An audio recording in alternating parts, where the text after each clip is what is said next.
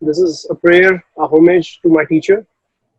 Akhand Mandalakaram Vyaptam Yen Characharam Tat Padam Darshitam Yen Tasme Shri Guruve Nama.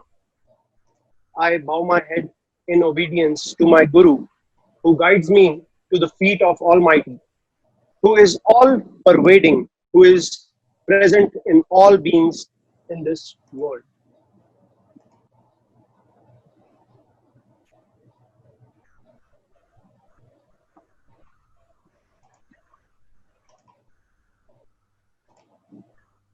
I bow my head to Lord Ganesha.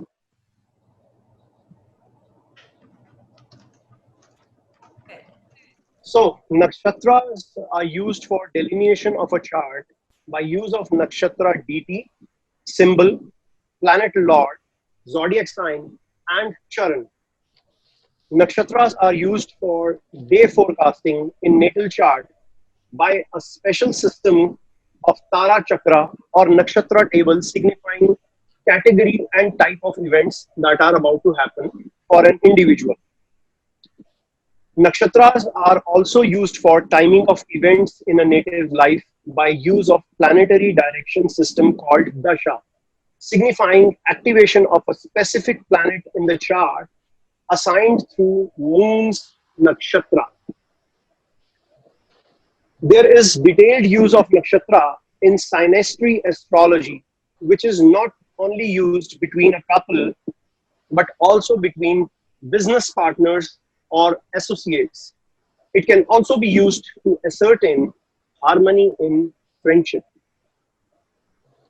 Nakshatras are also used in electional astrology to ascertain auspicious time to commence an event or actions such as marriage, starting new business, signing contracts, inauguration of home, shop, office, etc., buying land, starting construction, buying new vehicles, conception, making medicine or taking medicine, surgery, filing litigations, etc.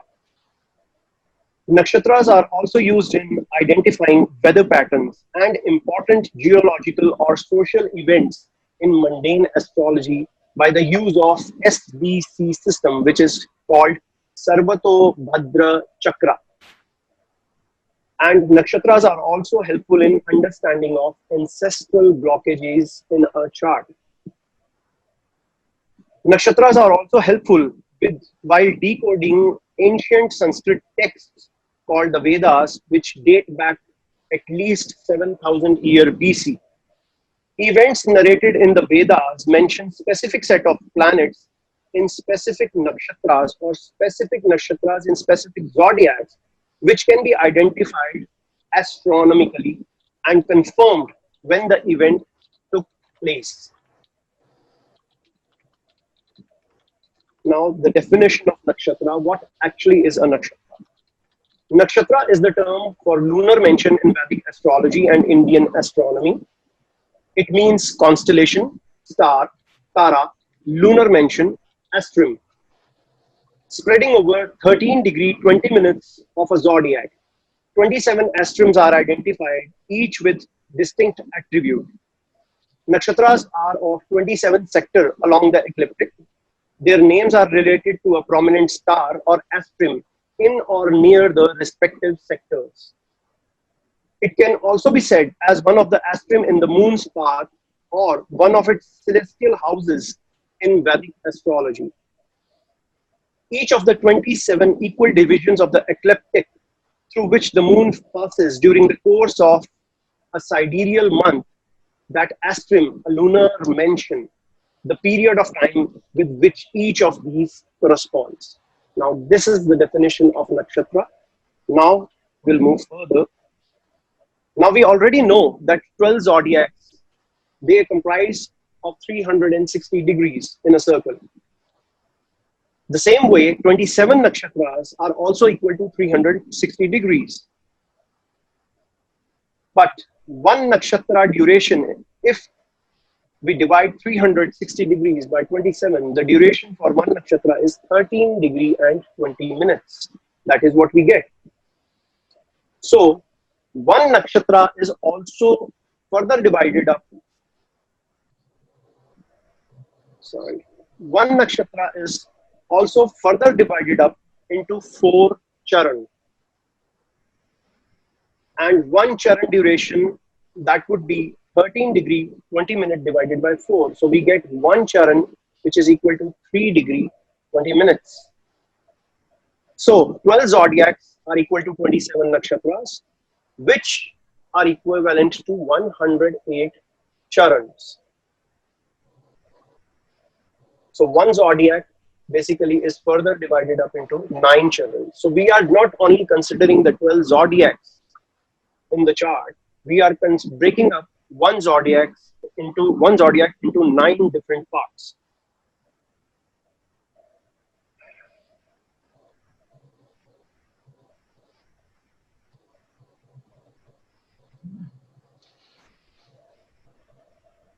So this is the wheel, the zodiacs on the wheel, and 27 different divisions of the zodiacs, which comprise of 108 charans.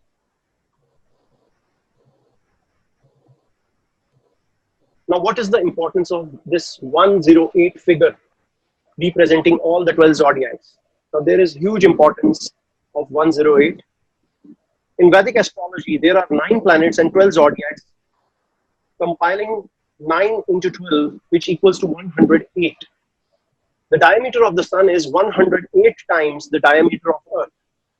The distance of Earth from the sun is about 108 times the diameter of the sun. The distance between Earth and Moon is about 108 times the diameter of Moon. The angle formed by two adjacent lines in a pentagon also equals 108 degrees. There are 54 letters in Sanskrit alphabet, 54 which are masculine and 54 which are feminine. They represent the energies of Shiva and Shakti, giving total of 108 alphabets.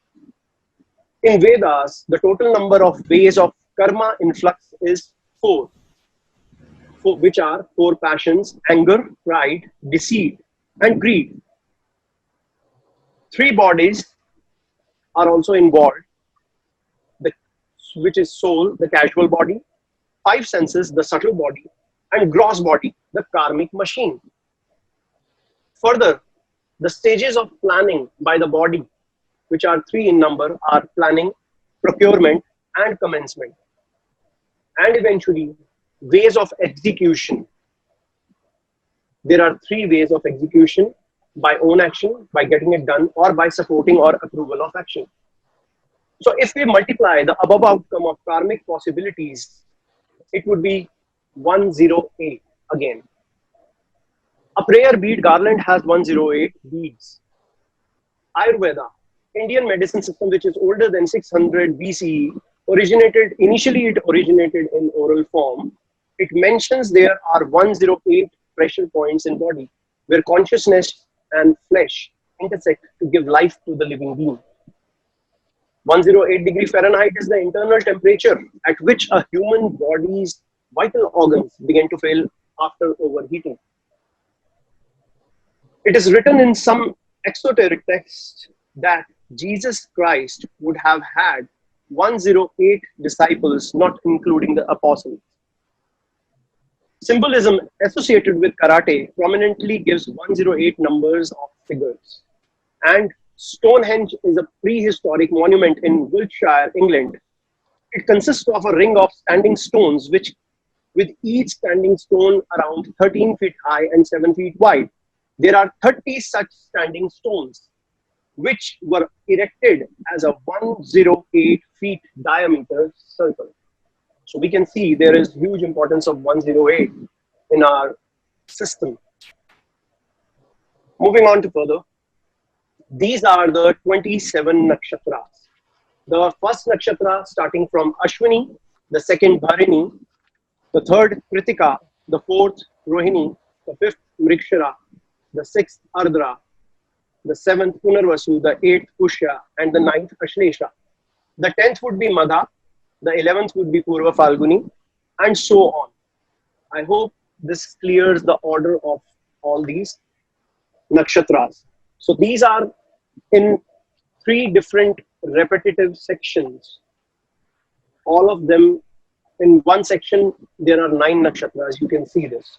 Now, there is also huge importance to them being divided into 3 different sections of 9 nakshatras each.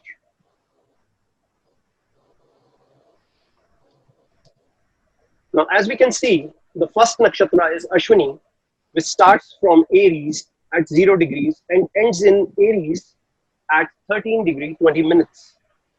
The Bharani starts in Aries itself from 13 degree 20 minutes and ends in Aries at 26 degree 40 minutes. The third nakshatra, Kritika, starts in Aries at 26 degree 40 minutes but ends in Taurus at 10 degrees because of the duration, that is 13 degree 20 minutes assigned to each nakshatra. So Rohini is falling in Taurus again at 10 degrees and ending at 23 degrees 20 minutes in Taurus. Mrikshira falling in Taurus at 23 but ending in Gemini at 6:40. And Ardhra starting in Gemini at 6 degree 40 minutes and ending in Gemini at 20 degree. And Punarvasu again in Gemini 20 degree and ending in Cancer at 3 degree 20 minutes.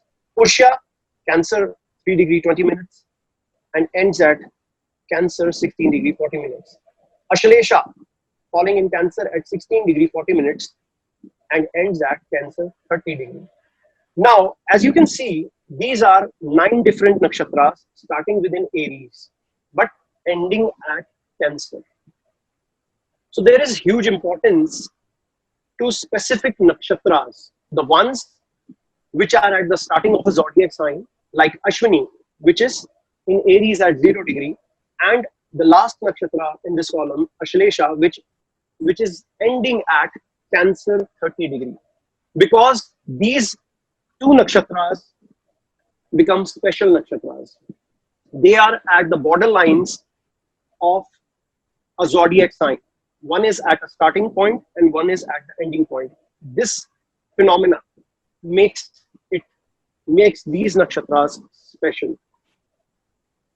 The next one would be in order: Magha, Purva Falguni, Uttara Falguni, Hasta, Chitra, Swati, Vishakha, Anuradha, and Jyeshtha. So I won't be going into the division of these. They start from Leo. The Magha starts from Leo 0 degrees and the Jyeshtha ends at Scorpio 30 degrees. So Magha and Jyeshtha again are special nakshatras. They have special importance attached to them because they are at junction points of a zodiac sign. Moving on to the last set of nakshatra. That is starting with Mula, the next nakshatra Purva Shada, then Uttara Shada, Shravana, Dhanishtha, Shatbisha, Purva Bhadrapad, Uttar Bhadrapad, and lastly Revati. As you can see, Mula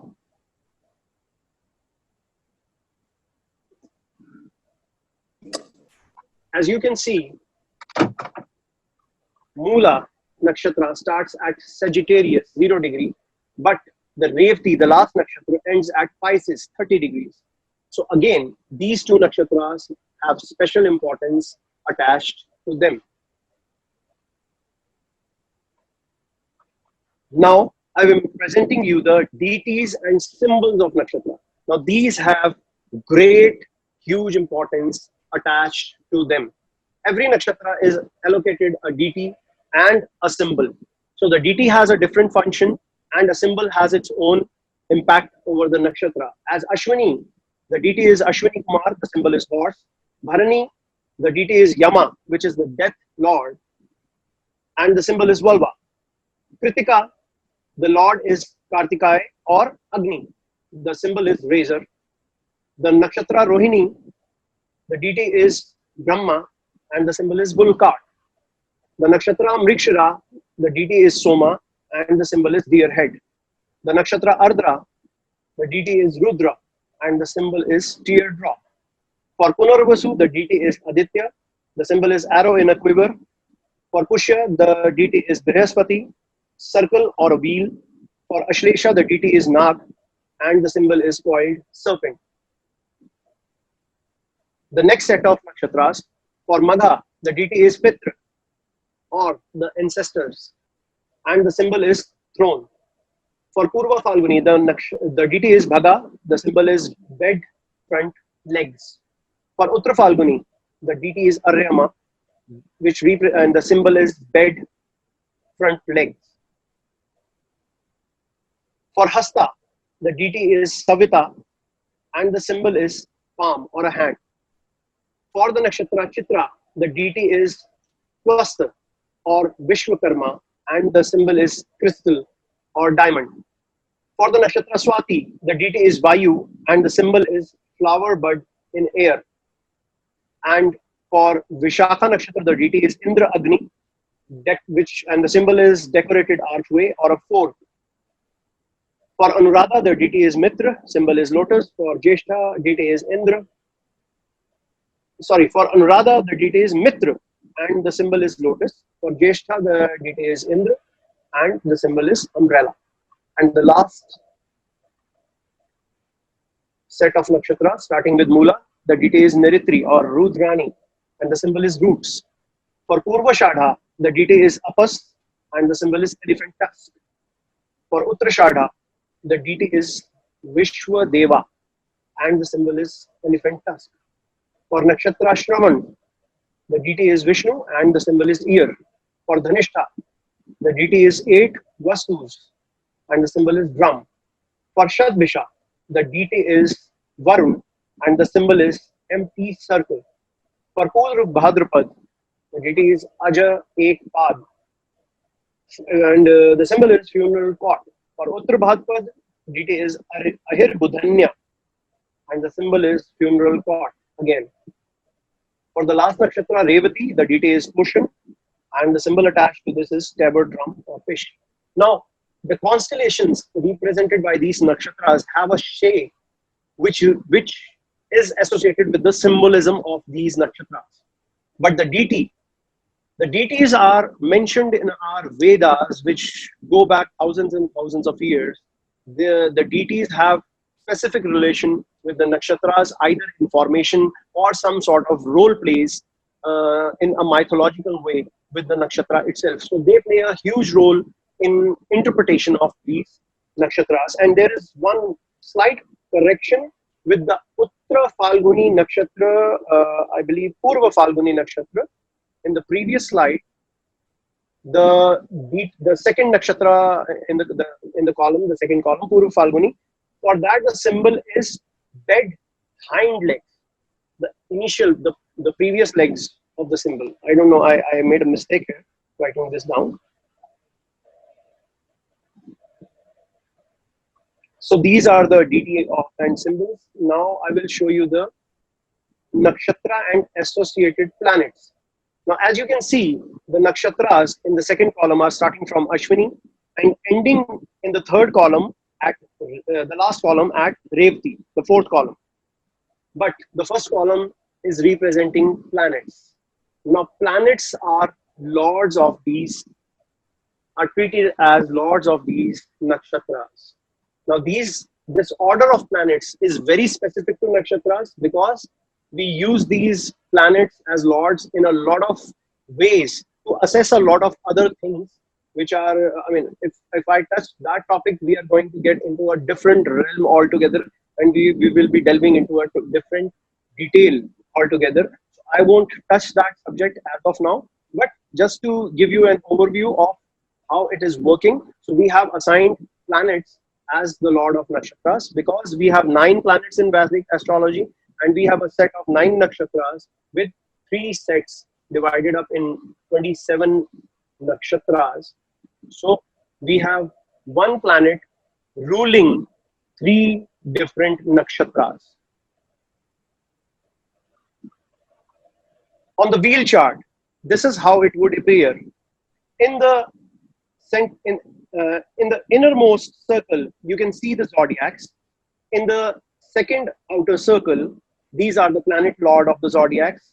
Then in the third outer circle, these are the planets assigned to the nakshatra itself.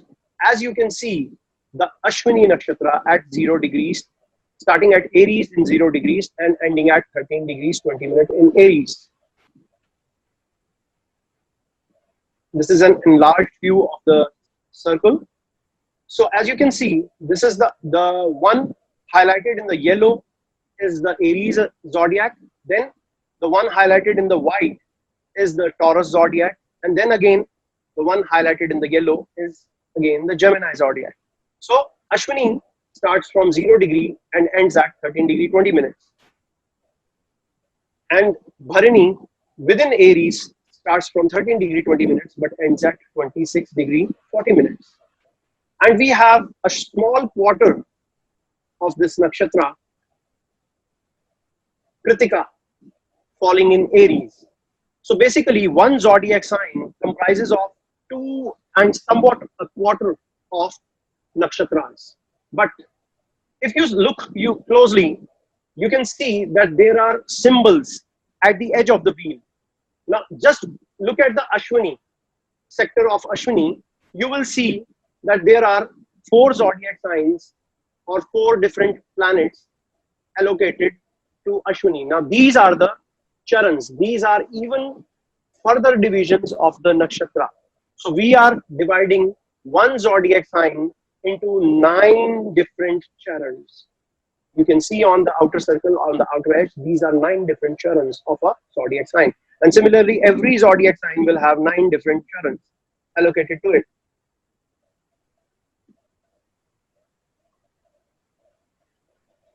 The human brain is composed of 73% of water, somewhat variable. Earth's surface area covered by water is 70.8%. Okay, that is the moon. It has been scientifically proven that moon causes high and low tides in ocean over our planet because it's closest to the earth. But there also may be other lunar waves or forces which are not discovered yet, which may be the cause of these high and low tides. So the cycles of moon shall also make huge impact on a human mind, impacting a person's mentally, emotionally, and psychologically, sometimes resulting in huge behavioral changes in a person and impacting his actions. Now, Rig Veda, the Mandala 10, the Shloka 19, and the verse 13. Now, Rig Veda dates back to 7000 BCE and maybe even beyond. I mean, this is the best estimate that we have, but we believe that it is even older than what it is mentioned there. So it mentions Chandrama Manso Jatascha, Chandrama Manso Jatah, Chakshasho Suryo Ajayat, Mukh Adi Indriyash, Agniyash Pranadvayur Jayat, which means from the cosmic being originated consciousness associated by moon, eyes associated by sun, ears associated with air, vitality and face associated with fire. So what does this transpires to? This transpires that moon is consciousness. Moon is considered of primary importance in Vedic astrology as its impact can be seen on a person in regards to subtle elements of human behavior. Moon defines a person's psychological behavior, emotional tendencies, psyche. It also impacts decision making and eventually actions of a person. Being Lord of Cancer zodiac, besides being a watery planet, it reflects the water in human body. The 5 senses mentioned in Vedas were associated with the element of water. The 5 sensory organs are eyes, nose, ear, tongue, and skin.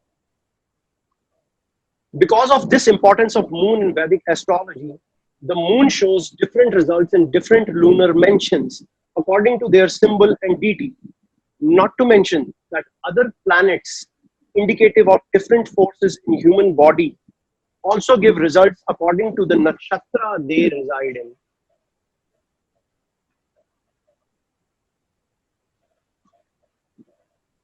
Now, this is a beautiful pair of horse, and this is associated with the Ashwini Kumars. The Ashwini Nakshatra, the first Nakshatra, the deity is Ashwini Kumars and the symbol is horse. A horse is a symbol of power. Horsepower is also a measure of power.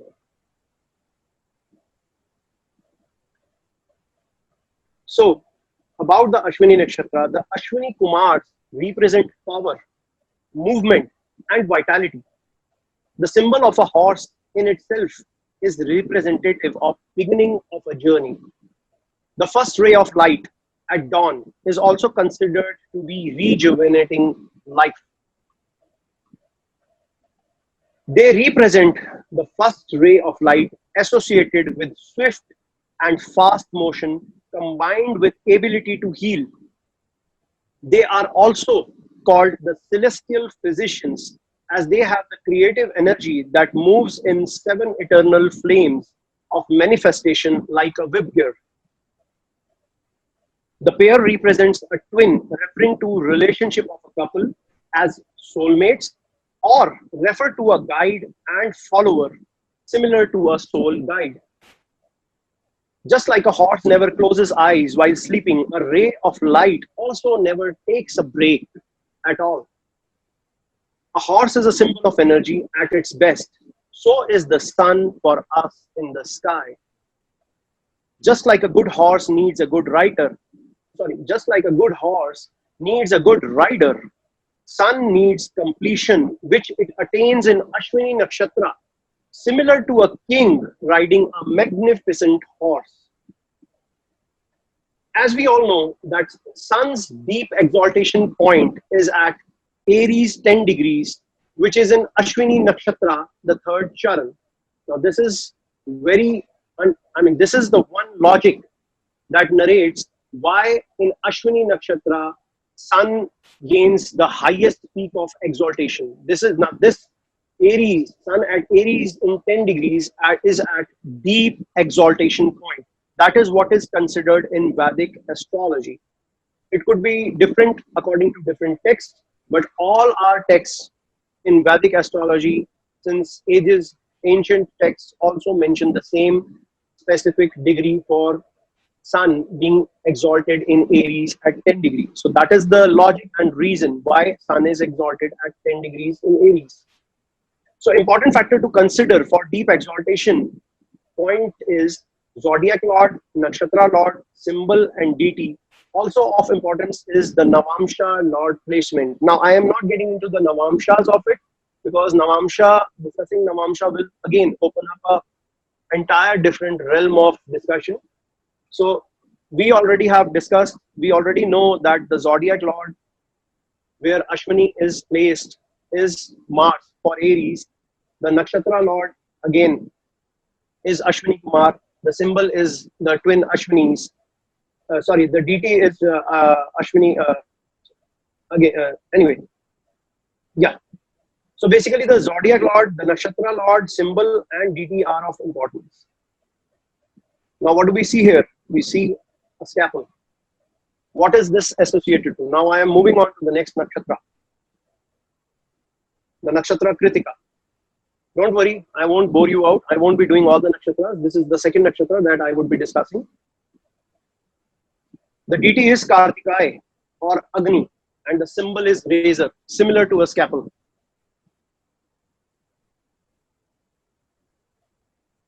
Now this is the controlled Agni or the fire, the constructive energy of fire. And what do we see here? Now this is uncontrolled Agni, the destructive energy of fire. So this is the positive side of the nakshatra Kritika is that it can either represent a constructive energy which can help heal or the destructive energy which can destroy. Now the deity is Kartikai and Agni representing the fire and razor, symbol, the razor representing the scalpel. Now Kritika is the seed of solar energy. Similarly, a grain seed is helpful in nourishing human body. just like the solar energy, which is helpful in nourishment of the body, and a grain seed, which also nourishes the body. The razor or knife can be used for both good and bad, to heal and cure, or to harm, like as cutting through superficial layers of mental and emotional functioning, or by harming out of anger or enmity. Now, deity Kartikeya, the commander of the celestial godly forces, maintains strict regulation and discipline. Kartikeya birth was troubled. Now, Kartikeya is an ancient deity, the son of Lord Shiva. Now, Kartikeya's birth was troubled and was foster mothered, which represents foster nurturing. Just like similarly in a case of a nurse in a hospital, she takes care of a patient just like a mother, but it is again a foster nurturing. Now, Kartikeya also symbolizes training in an institutional way, which makes it easier for him to be critical about a subject and its fault findings. Now, why are we discussing these reflections, these results by the deity? Because they will eventually reflect in a native's life when we are checking a specific nakshatra in their chart. So, the secondary deity is Agni, which presides over fire, the first universal energy, which can help digest or burn away. Similar to the way at high noon sun burns, but a full moon at midnight is soothing. So basically, moon has no energy of its own. It takes energy from Agni, the sun, and brightens up and shines. Agni can be used as for healing capacity or as a weapon similar to a razor. Agni, or fire of consciousness on mental plane, invokes urge to acquire knowledge. So this is the Kritika Nakshatra. So the importance of moon, the understanding of things here is that moon is taking energy from the sun and brightening up the night sky, the later half of the sky. Now, as we can see in this chart, we already know that moon gets exalted in the sign of Taurus. But in Vedic system, it also tells us that moon's deep exaltation point is at Taurus 3 degrees, which is Kritika Nakshatra, first charan. So the important factor to consider for deep exaltation point is again the zodiac lord, the nakshatra lord, the symbol, and the deity. Also of importance is the Navamsha lord placement. So now we understand the logic here, why moon gets exalted in Taurus in the initial degrees or the initial first charan of a nakshatra, and the impact of the Kritika Nakshatra in association to this sign. Now I am taking a example chart. As you can see, this is starting with Taurus ascendant. Now this is a Neil Armstrong's chart. I have casted this chart according to the sidereal system. Now date of birth is 5th of August 1930, and the time is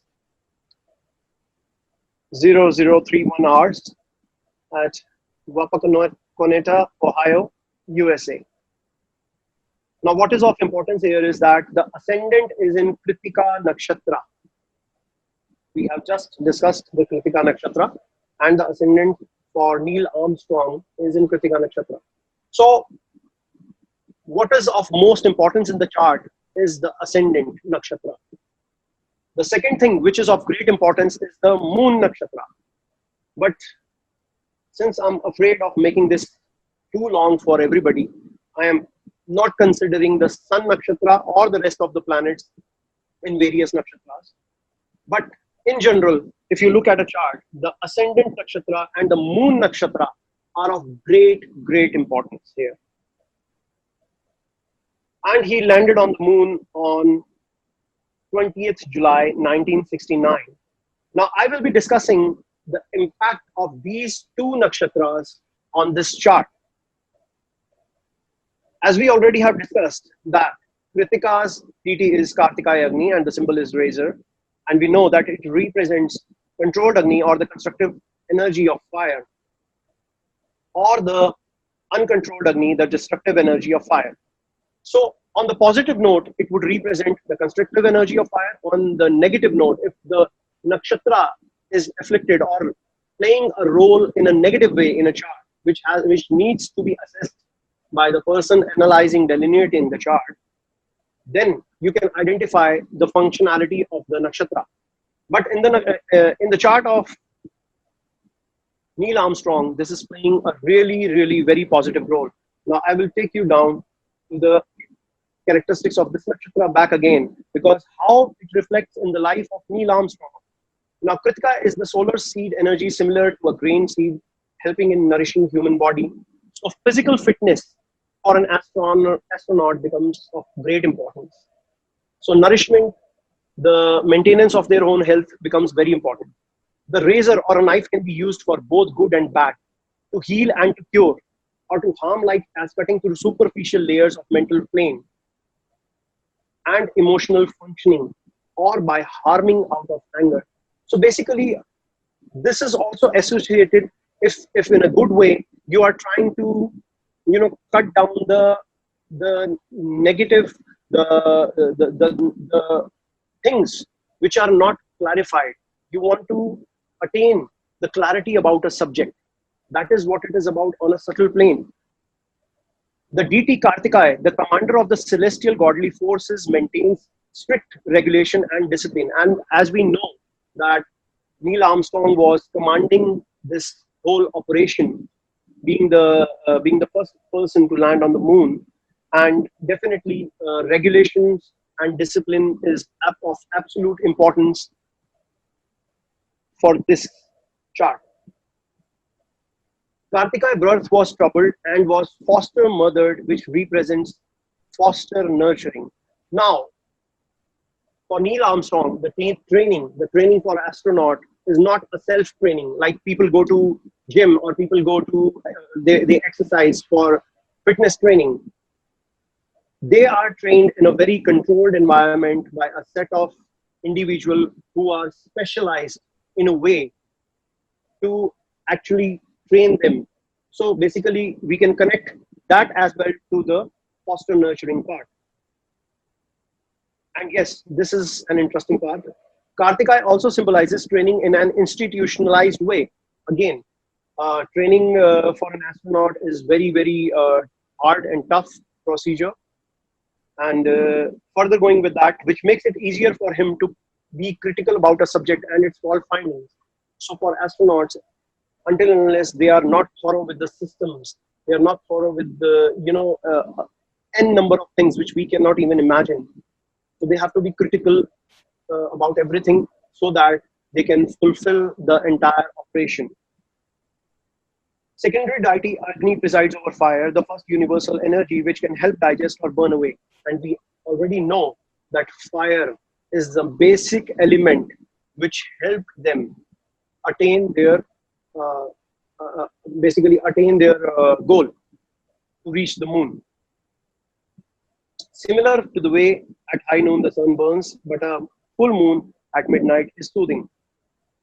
Moon has no energy of its own. It takes energy from Agni and brightens up and shines. Just like in the case of Neil Armstrong, he took physical, material fire, the material energy, which was a great, great helping thing to attain their goal, to reach the moon. And Agni can be used for healing capacity or as a weapon similar to a razor. Agni or fire of consciousness on mental plane invokes urge to acquire knowledge. So they were very curious. I mean, the entire operation was done to attain knowledge about what is on the moon. So if you get into a detail how it relates and highlights the aspect of one's entire events in life. Moving on to the second nakshatra, the moon nakshatra, which is, now here is a good picture of a tree with its roots. Just keep this picture in your mind and just imagine, just think about it. What are the things you can associate with this picture? The tree. The tree is going upwards and the roots are going downwards into the ground. Now, whatever comes to your mind, just hold that thought. Think about it and hold that thought. Because there is something very delicate and intricate and interesting associated with the second nakshatra, the moon nakshatra of Neil Armstrong. That is Mula nakshatra. Now the deity is Naritri or Rudrani and the symbol is roots.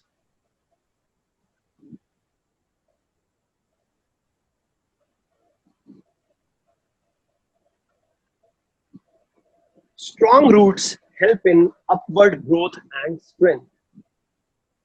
But weak roots result in destruction and extinction. Now that is the basic ideology about the Mula Nakshatra, the symbol of roots. If they are strong, they are going to help you in upward growth and strength. But if they are weak, they basically result in destruction and extinction. So the deity is Nariti, Rudrani. The symbol is roots. Roots as a symbol represent getting to basics and in depth of something by inquiring. Roots also show past bonds or ancestral bondings representing hereditary.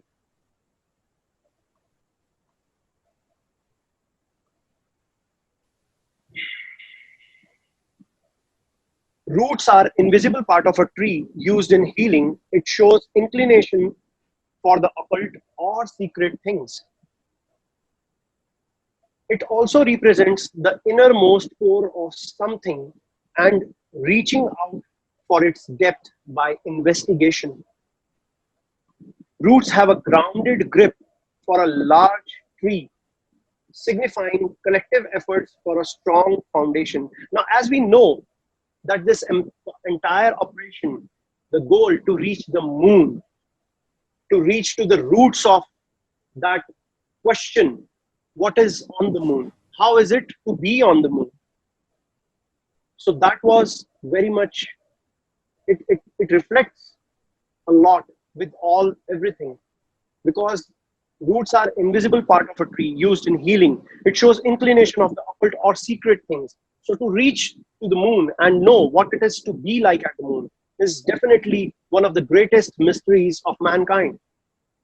It also represents the innermost core of something and reaching out for its depth by investigation. So definitely investigation was one huge part of it, and grounded grip and having strong foundations, because without a proper team to conduct this kind of huge operation and having strong foundations about everything to make that goal achievable was of great importance here. Roots tie the tree to the ground, which shows nature of constraints and limitations. Now we all know that reaching to moon is a great ambition, but again, there are constraints and limitations. DT Rudrani. Now I am discussing the DT. DT Rudrani is a self-inspired DT. It follows no rules and hence may break all boundaries. And as we know that reaching to moon was associated about breaking the ground rules. Breaking the ground rules of what? The gravity. We, since ages, we have been the pets of this gravity. We always used to think that we cannot escape this gravity.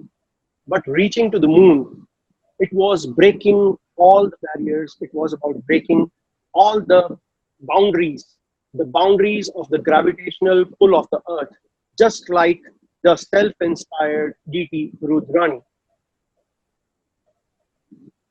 And the secondary deity Neriti is the deity which is the goddess of destruction and dissipation, a powerful deity associated with supreme energy, showing destruction prior to new creation.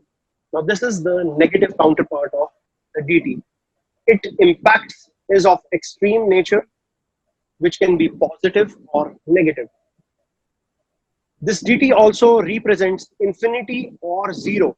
So, reaching to the moon was definitely going to the sky, which is infinite.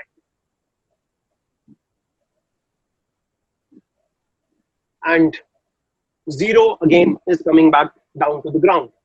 It's extreme nature of upward or downward. As this nakshatra is in Sagittarius, it also shows impulse to know the truth like an upward growing tree. Mortgaging, somehow mortgaging is also associated with this nakshatra, just like mortgaged house, as for a body, and soul for people living in it for a duration of time. So this is how beautifully the ascendant nakshatra and the moon nakshatra Mula reflects with the horoscope of Neil Armstrong. And in fact, I have not gone into the realm of planetary rulership with the nakshatras. If you remember, I have represented a slide earlier which represented planets as being lord to a specific nakshatra. So at the time of when Mr. Neil Armstrong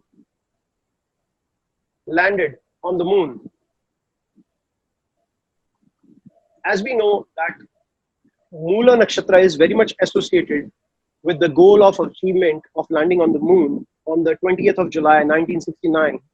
The planetary activation, the planetary direction which I discussed as dashas, at the time of landing, the major impact, the activation of the planet which was influencing Neil Armstrong at that point of time was actually the planet Moon.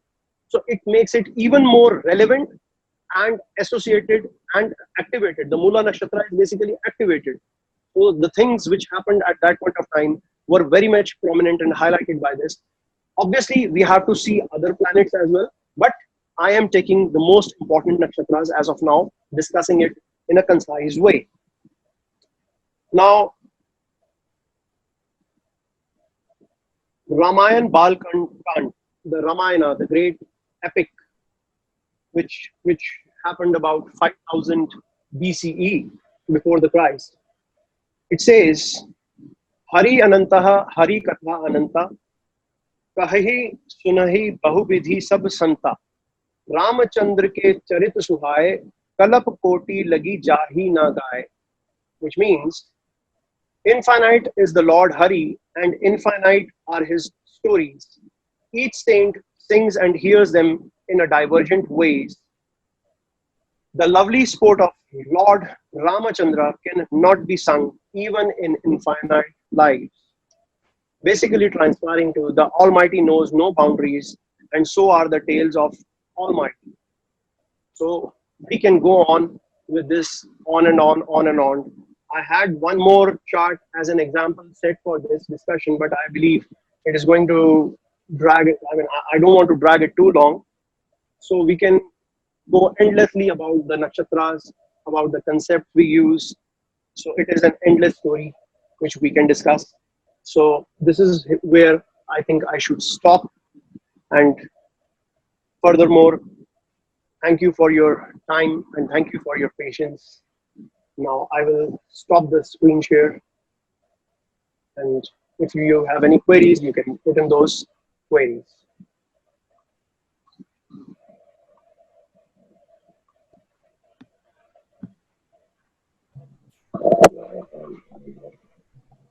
I cannot hear you, Radilina. I think you are unmuted. You need to unmute everybody. Yes, I'm sorry. I forgot I was muted.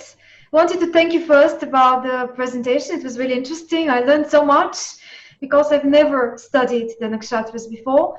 Mark and I think somebody else also recommended a few books. Would you like to start by recommending something to us, if you know?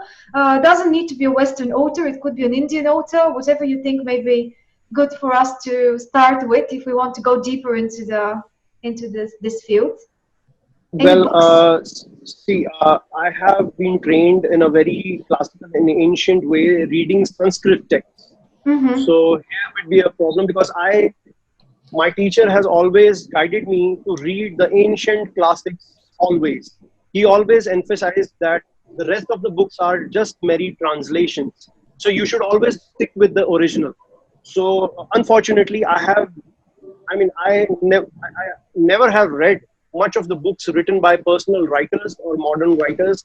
I have been reading ancient Sanskrit texts. I have been reading ancient classics, which have this kind of explanations. But again, they are in Sanskrit. I can definitely forward to you the names of those books, but they are not at my disposal right away. Okay, and do you know, sorry, I was just replying something here on the chat. Do you know of any Western authors which in your tradition have been kind of approved and, kind of are more close to the original or somehow representing it properly? I know that nobody's really translating things the way they would sound as an original, but do you know of any Western authors that you think are relatively Maybe good, let's say? uh, as I already said, that I have been reading the ancient classics, which are either in Sanskrit or in the local language Hindi. So uh, my teacher strictly emphasized me to read the classes, not the narrations, not the modern interpretations, which go haywire. Because reading the modern interpretations by any of the astrologers, I mean, they put in their own experience, and it kind of gets corrupted. So you should always stick to the original. That is what my teacher has emphasized. But yes, definitely, I would be glad to share a few more things whenever it is possible again about this. But those are Sanskrit texts. I mean, they don't have any, translations or English translations. I have Gaurav, have you never ever read. translated them yourselves? I mean, Well, would you this look at? is this presentation in itself is a translation because That's what I thought. because it is see when we are talking about the deity, now the deities are mentioned in mythology, and that mythology is scattered in a way in a lot of ancient classics. So you have to constantly read those classics and assimilate the data which is associated with that specific deity, and then you can jot down those results, what are actually happening, which I did in this presentation in regards to a specific set of nakshatras. Yes. I thought this is very valuable because in a way this is what you've presented to us is very authentic. Yes, Mm-hmm. as I already said, that my teacher always emphasized me to study, to go to the roots, of that thing, and discover the original thing which is there, not something which is written and influenced by the modern astrologers down the ages, but rather go back to the original source of it. I love that it reflects my I love sacred geometry. That's one of my favorite things in the world to study. And I love that you presented the various ways the sacred geometry that fits the natural world and this division and why that division happened and how it all is composite within the natural world, those same numbers and those same numerical relationships. Yes, definitely. When we are talking about Vedic astrology, it goes absolutely into the harmonious way of the entire cosmic order. That is the whole purpose here. If it is not in harmony, then the purpose gets defeated. Thank you. You're welcome. Any other questions, guys? or comments or something else? Thank you, because I love the way that it is rooted in symbology, and you know, the Vedic tradition itself, which hasn't lost its roots. Because I think when you compare it to a Western system, in a way that doesn't have the same kind of roots. To me, it's just rooted in the seasons. You know, like the tropical system that we use, so it just doesn't really mean anything in itself. It just means that it's, you know, sort of tagged on to the seasons, if you like. Whereas this has actual spiritual roots. It seems a lot more meaningful. It has a lot more depth and complexity than the Western system. So I personally love what you've presented today. I love it. I think it's Thank you very much, Paula. But I'm a bit overwhelmed by the sheer amount of knowledge that there is, and how I'm going to find a way into that. But I do want to know more. I do want to learn more, but I don't know if I'm capable of, because I know there's such a lot of information, isn't there? Will I have enough time left in my life to look at it all? It seems quite there is a lot. Yes, please go on. No, I was just wondering, you know, is it like it seems to be like a lifetime study to acquire the amount of knowledge that you have. It seems to, you know, that it's quite a lengthy process. As it says, the Almighty has no boundaries, and so are His endless stories. This is an endless subject of learning. Yeah. We all are avid learners. That is what I can say. Well, there is a short exercise that we can do with this, is that you can cast your own charts according to the sidereal system and look for the nakshatra which is associated with the ascendant and the moon. And if you want, okay, Lauren has already casted one. So if you want me to elaborate over those nakshatras, you can put me your details through, so I can give you another small perspective of how what is the importance of the ascendant nakshatra and the moon nakshatra in your chart. At least I can do that for all of you. Right. That is what I can be a part of. So you can mail me your birth details definitely by Redelina's permission, because this is her show. Yes, of course, no problem.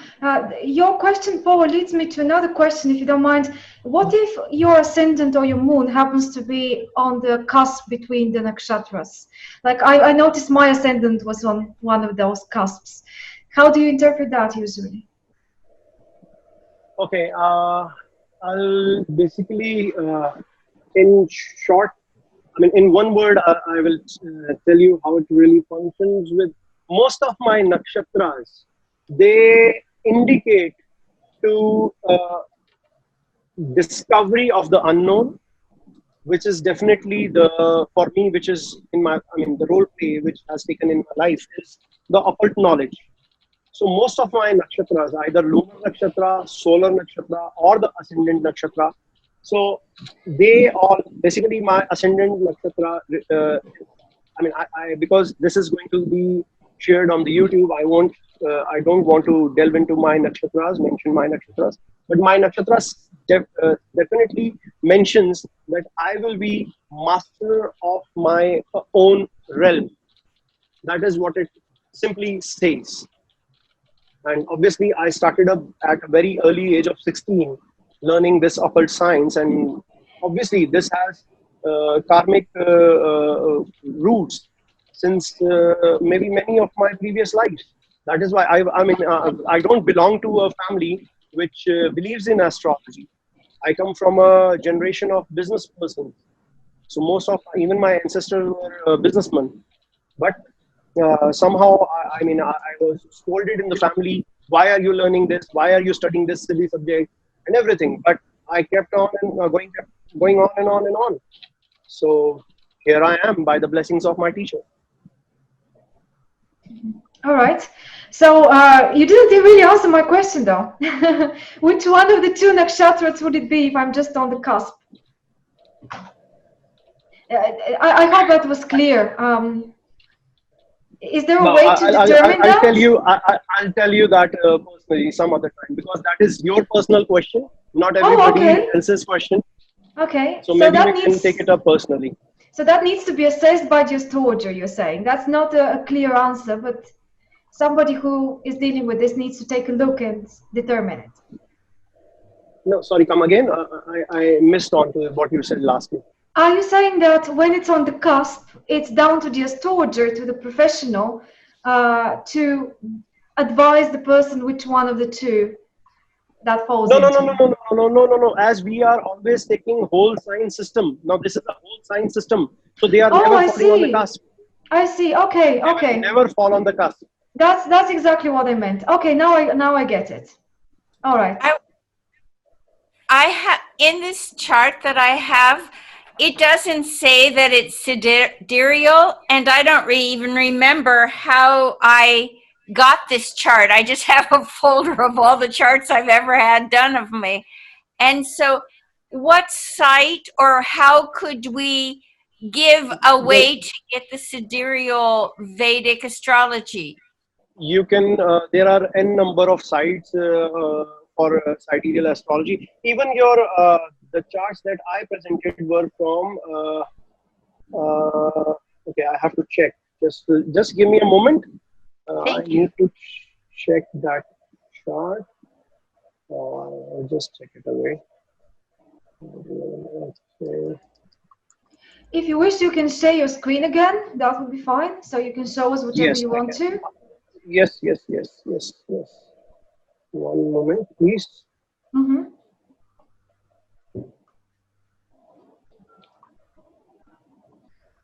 And this is the slide. Isabella here is saying that she thinks it's us to seek. Yes, yes, yes. Is that the one? Yes, I am sharing the slide right away. And this is, here you have. Okay, at the bottom it says astro-seek.com. Mm-hmm. ASTRO Yeah. SEEK.com. So it gives you the option to make a sidereal chart for yourself. I can't see on my screen.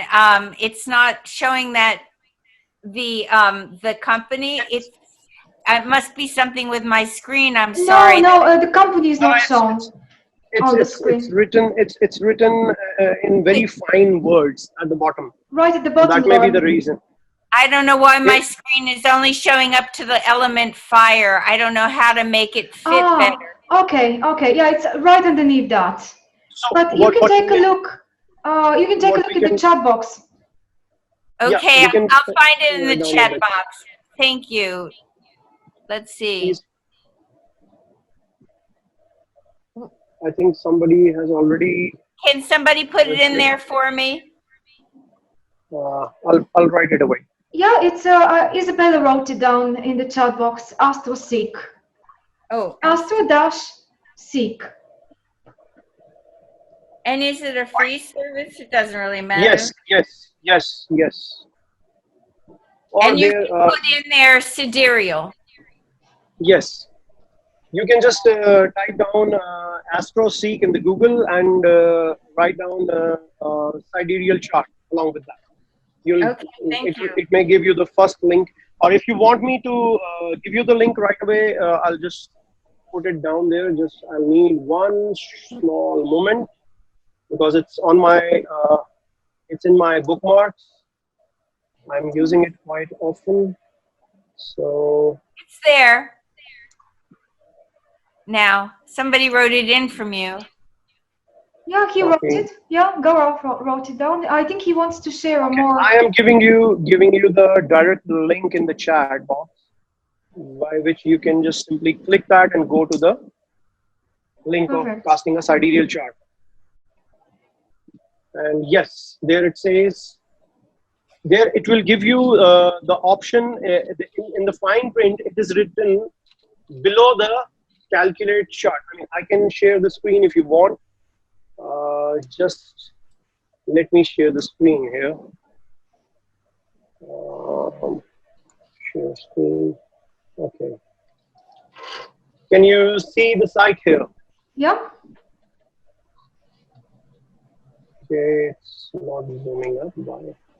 At the bottom here, below the calculate chart, it is written extended settings, house, system, aspect, and orbs. If you click this, it pops up another set of columns here down at the below, where in the house system, you can click the whole sign, and in the at the bottom it says tropical and sidereal. Now, when you are choosing to make a sidereal chart, please choose the second one, sidereal Lahiri, which is highlighted here. Mm-hmm. Can everybody see this? Now, these are the ayanamshas, or these are the corrections of the precision of equinox, which we are using. We are using the sidereal Lahiri correction system. There's so many systems there for calculation. Yes, it does give a lot of different systems. But then again, like as I already said, I specialize in another system of astrology, that is Krishnamurthi Padatti, that is the KP system. For that, this Ayanamsha, what we call, it will change to Krishnamurti. As you can see, the fourth one selected says Krishnamurti. Like, now this is going to show us the intercepted houses, the one we have discussed earlier. The other ones are for cuspal houses. Again, you can even choose the house system with one of the Ayanamshas you have chosen. You can choose what kind of house system you want to see. You want to see equal houses, you want to see a whole sign system, or you want to see the Placidius system or a cuspal chart. It entirely depends on what you are trying to look into, because in Vedic astrology, the different types of charts, like a cuspal chart or a whole sign chart or a Placidius chart, they have clearly been identified with what you want to look at. They clearly mention, if you want to look at something like this, go to the cuspal chart. If you want to look at something like that, go to the Placidius chart. Mm-hmm.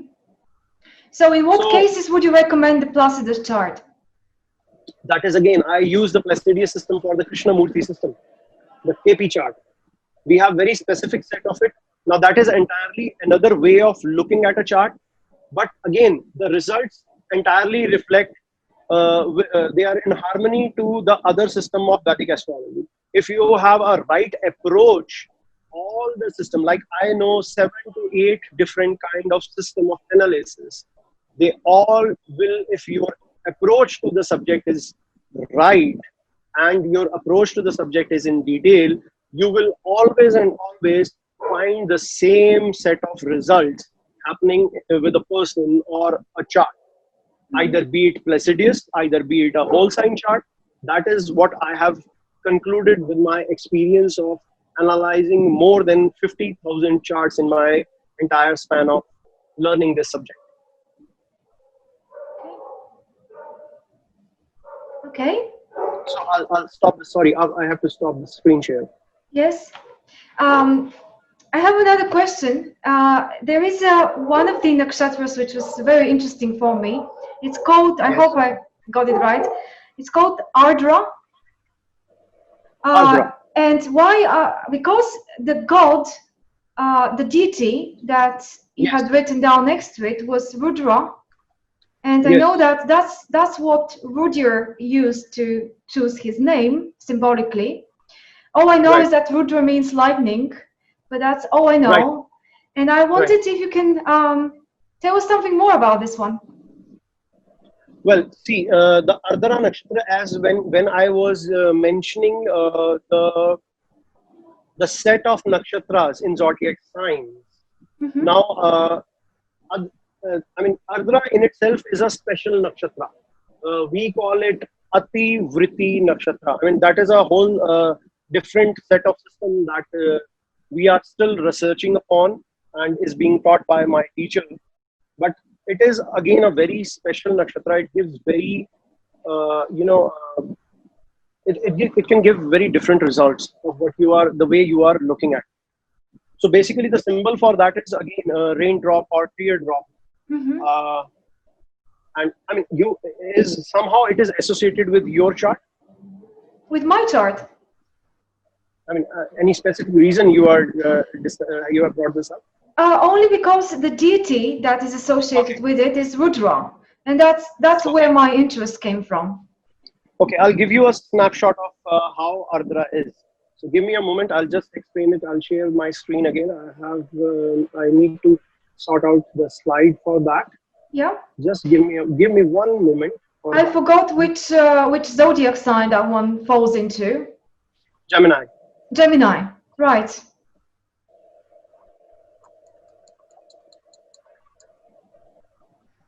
Okay.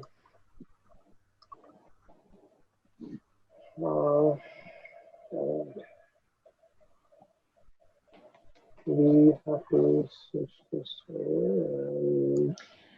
Maybe next, after you answer me, Gaurav, you can take a look at the chat. There was a question by Mark to you, but that can follow next if you wish. Just letting you know. Sure. Just 1 moment.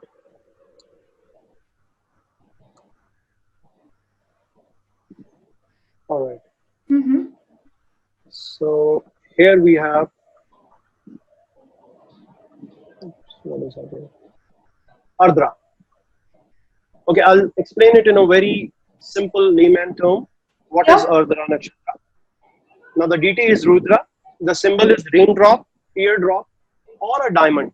So you can associate it with raindrops. They can reflect teardrops and diamond as well. So, but what comes before the rain?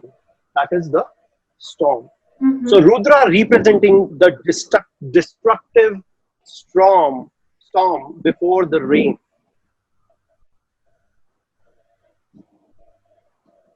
And raindrops acting as a cleansing agent after the storm. So these are two different contrasts of the Nakshatra Ardra. They can represent destruction because if you see, the deity for this nakshatra is Rudra, and the deity for the opposite nakshatra, if you calculate 180 degrees opposite to this nakshatra, you will find the nakshatra Mula in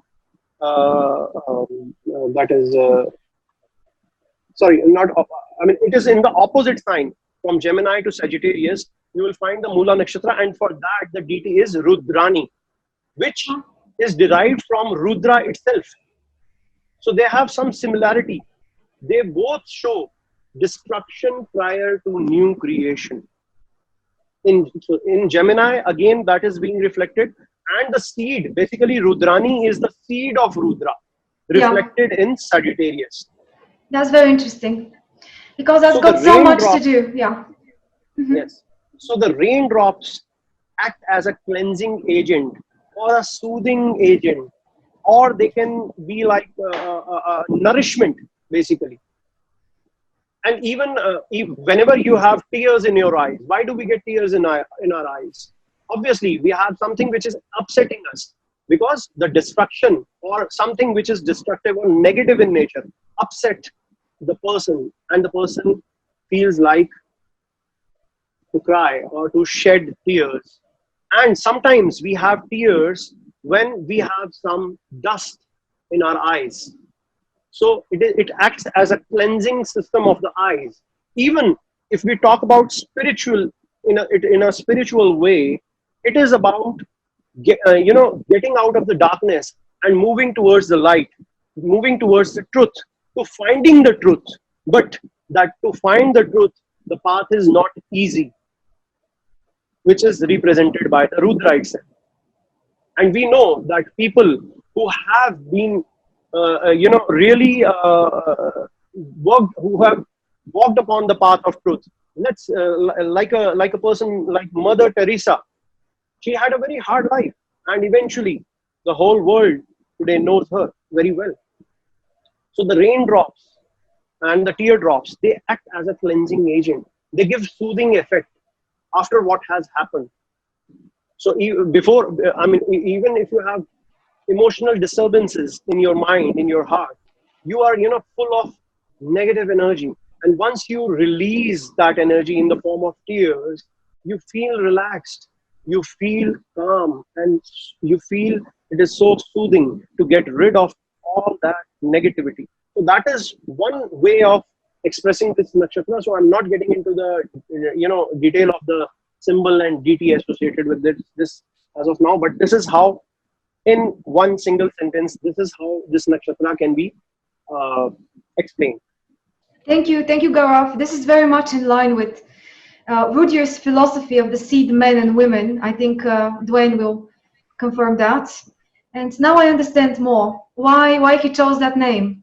That's behind the name of Dane Rudyard, for those of you that don't know that. But for me, it was very interesting. All right, any more questions? There is a question by Mark, or just a comment if you want to take a look at that, Gaurav. Yes, maybe. Sure, definitely. Yeah, it's in the chat box, the last one. I'm not really sure how to interpret it because I'm very much not familiar with the topic. I'm not able to sort it out. Okay, okay. A bit of clarification needed, yeah. KP follows ancient methods, but KP is a modern school of astrology, traditionally uses Shripati or whole sign house system, not Placidius. Yeah, don't worry about getting too much into the technicalities of it, but obviously... No, I can answer that question well. Yeah, go ahead. Using the Horary version of the study of the link is Nakshatra I'm not able to make the second part of it about Paula, but okay. He said that the KP system of modern school of... No, sir. First of all, KP system of astrology, it goes back about 2,000 years and maybe even more earlier than that. Of course, Shripati was the one to highlight it by the way of through Sanskrit texts which are available in South India, the South Indian part of India. So it is not a very modern system. It has to some of the astrologers. I'm talking about astrologers who have a lineage of that astrology. They are coming from generation of astrologers. To them, this system is not new, but yes, because Shripati system was highlighted about 200 years back, I believe. So it is most of the people studying the system now, they believe that this system is of a recent generation or a recent timing, but that is now not how it is, because I myself have studied under the lineage of Krishnamurthi itself, and that is what it is taught to us, that this has been coming down generations. I mean, obviously, such a delicate, intricate system within itself. I mean, we can just imagine the Krishnamurti system in itself is very delicate and intricate. It cannot be derived within a span of 100 or 200 years, because there has to be n number of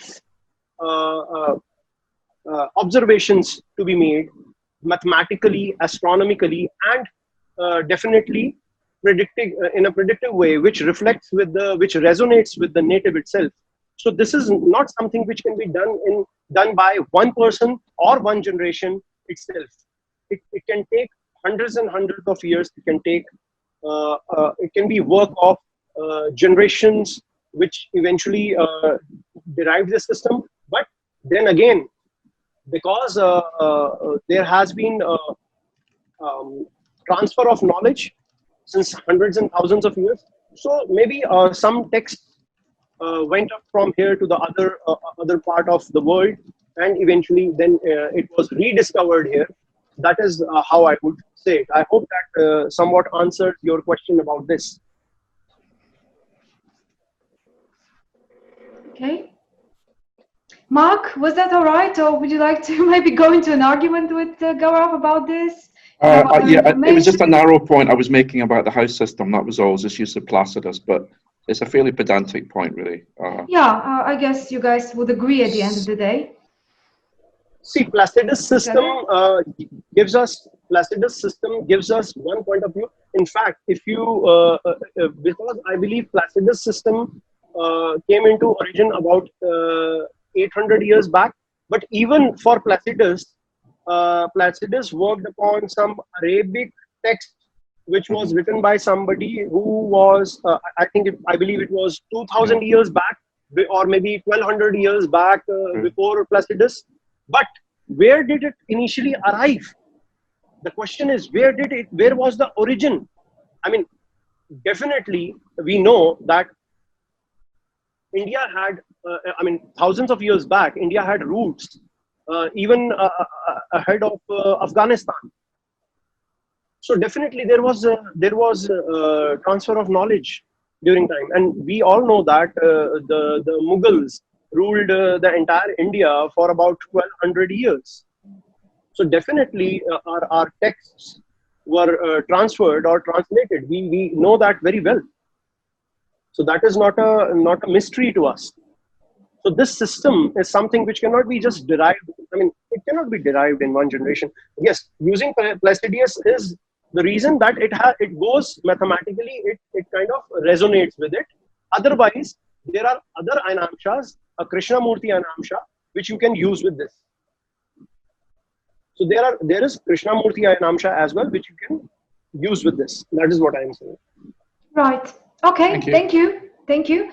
One more question, this time by Hansa. Hansa has written it down in the chat again, but I think you already answered that first one, but just to check, because maybe I'm not understanding you right. She's asking about the house system. That is normally whether it's equal house. I thought you said it was whole house system normally. Is that right? Mark to everyone. You need to go a little bit further up. So she says, I think, okay, 1 second. Yeah, she's got two questions. In Nakshatras, do we use equal house system? Is the first question. Yes. Yes, we do. Okay. So it's equal house, not whole house. Or it's the same thing you are? No, wait, equal, you are confusing. Wait, let me. I thought you were saying earlier you used whole house system. No, we are using the whole house system. Okay, because she's asking whether you use equal house system. See, I'm not very familiar with the exact mathematical difference among the two, but okay. I believe there is not much of a difference between equal house. Is there? I mean, so the difference is, yeah, maybe I can clarify that. The difference is very slight. With the whole house system, you know, it's about the degree of the ascendant. So the whole house system, if the ascendant is somewhere in a sign, regardless of the degree, we take the whole sign as the ascendant. And I think this is the one you're referring to, maybe.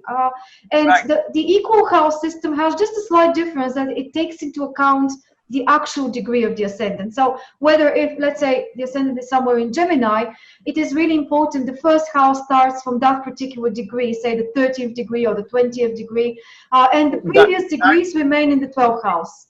Okay, so that becomes, so basically the terminologies that we use are a little different, so it creates a little bit confusion for me. We initially cast the ascendant chart with the whole house system, but we also consider the equal house chart, which we talk about as a cuspal chart. Oh, I see. Okay. So at the end of the day, it's something in between, but they're very similar. But the thing is, if your ascendant, let's say your ascendant is Aries 15 degrees, it is going to be 15 degrees with the whole house system and as well as the equal house system. The second house cusp may be varied. The third house cusp may be varied in that, but the ascendant degree will always remain the same. The planet posited in a specific sign at a specific degree will reflect the same degree either in equal house or a whole house. Yes, but the house is the first house in one case will start from the beginning of the sign. So Aries 15 degree with the whole house system, the first house starts with Aries 0, isn't it? Well, with the equal house system, it starts with that 15th degree of Aries. So that will give us a cuspal house in the second house. That is what I'm saying. That is a cuspal chart.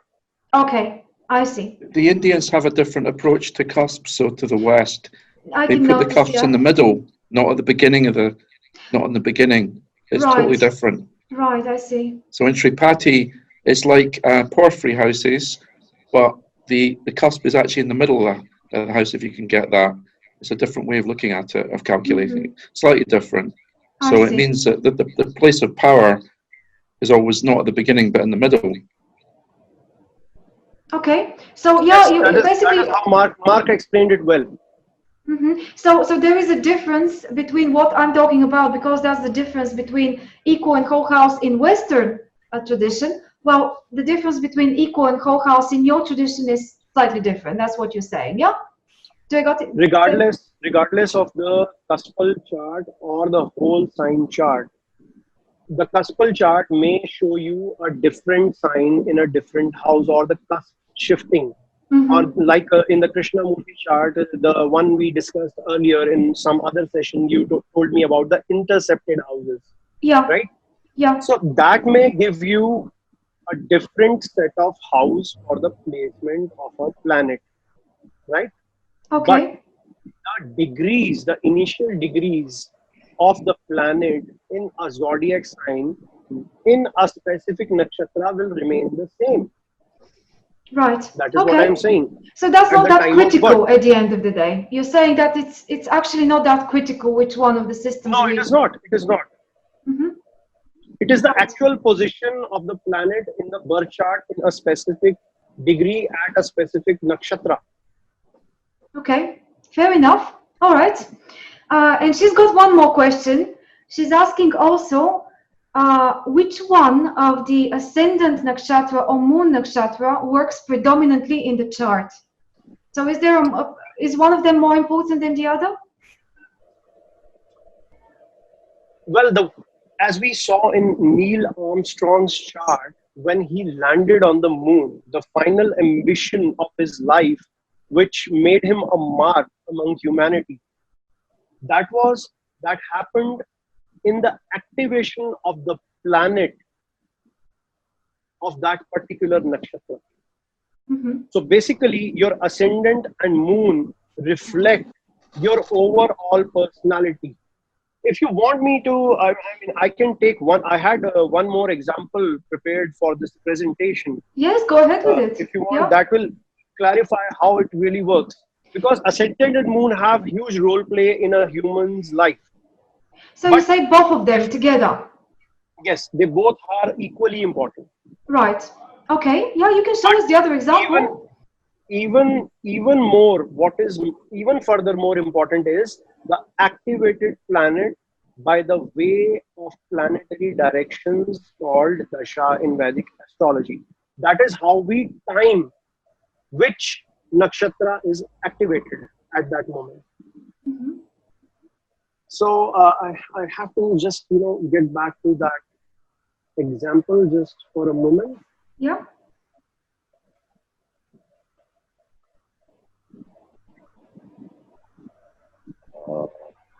Okay.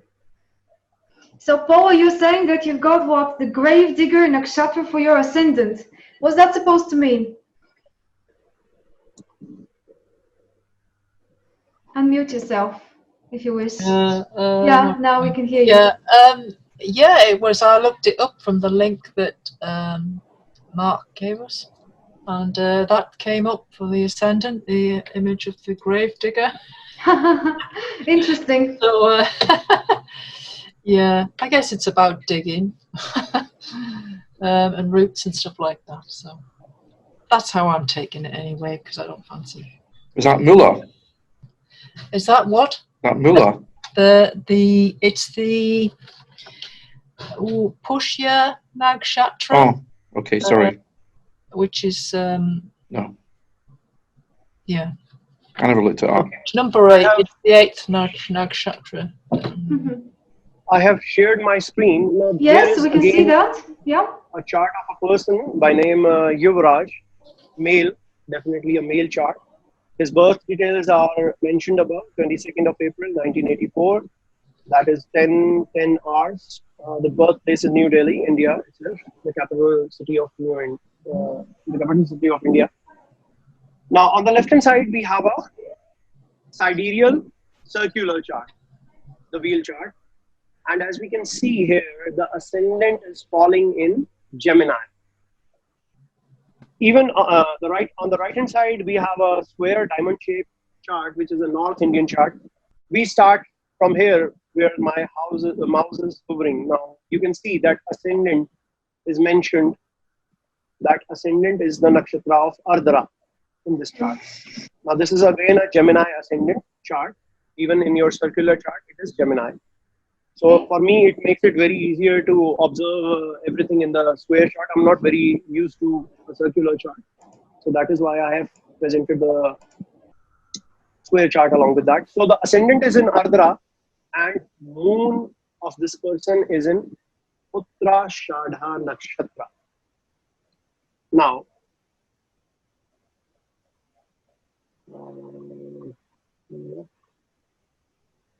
all right. What do we see here? We see here raindrops, as we have discussed earlier. We are talking about the ascendant. We are talking about the nakshatra of the ascendant. Now, Ardhara, the deity is Rudra, the symbol is raindrop, teardrop, diamond. Rudra representing the destructive storm before rain. And raindrops acting as a cleansing agent after the storm.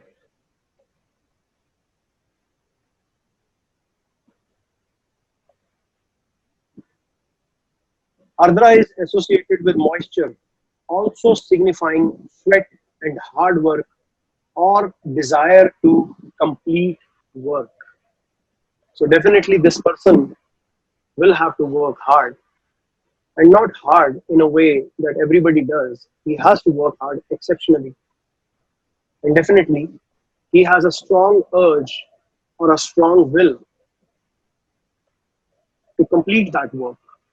Now there is a set of events that happened with this person, and I will be presenting those events at the end of this presentation of the ascendant nakshatra and the moon nakshatra. So the person has the capacity to shine and outstand by hard work. Ardhara shows simple lifestyle full of joy or a life full of sorrows. So there are contrasts in this nakshatra as well.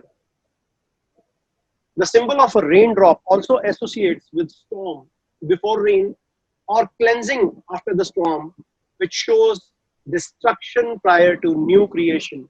Similar is the case of Mula Nakshatra, the deity Rudrani, which is the seed of Rudra. And Rudra in itself is the Lord Shiva, the creator of all the cosmos. Since it also represents tears, it can be associated with cleansing.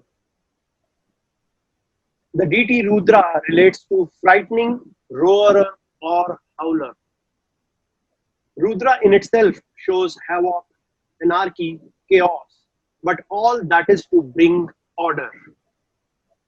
It also shows evolutionary process of humans, recovery from illness, healing remedies, 1,000 medicines, and a protector. In fact, this healing remedies and 1,000 medicines brings me back to a research that I did, taking planetary details. I took ephemeris, I took planetary positions, and for 5,000 years, and researched upon them about major pandemics and epidemics happening since past 5,000 years. And there was a major role play of Ardhara Nakshatra in that. And in fact, even when this pandemic, the COVID-19 thing started, we take, in Vedic astrology, we consider, we give eclipses huge importance. the eclipse that happened in around the month of December 2019, on the 26th of December, that had a huge role play of Ardra and Mula. Both were very much activated at that point of time when this actually broke out in the month of December. So that, kind of flashes me back to the memory, the thousand medicines. And as we can see today, everybody in the society is, aggressively waiting for a cure. And a lot of, medicine researchers all across the globe are, hunting for the right cure. So moving on further, it also represents properties of cure from within.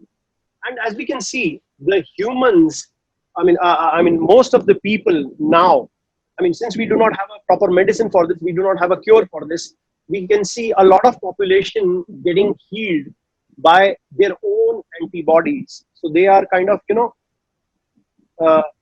getting healed from within, and narrates to abundance in nature. Anyway, we won't go to the topic of COVID. We need to stick up with this horoscope.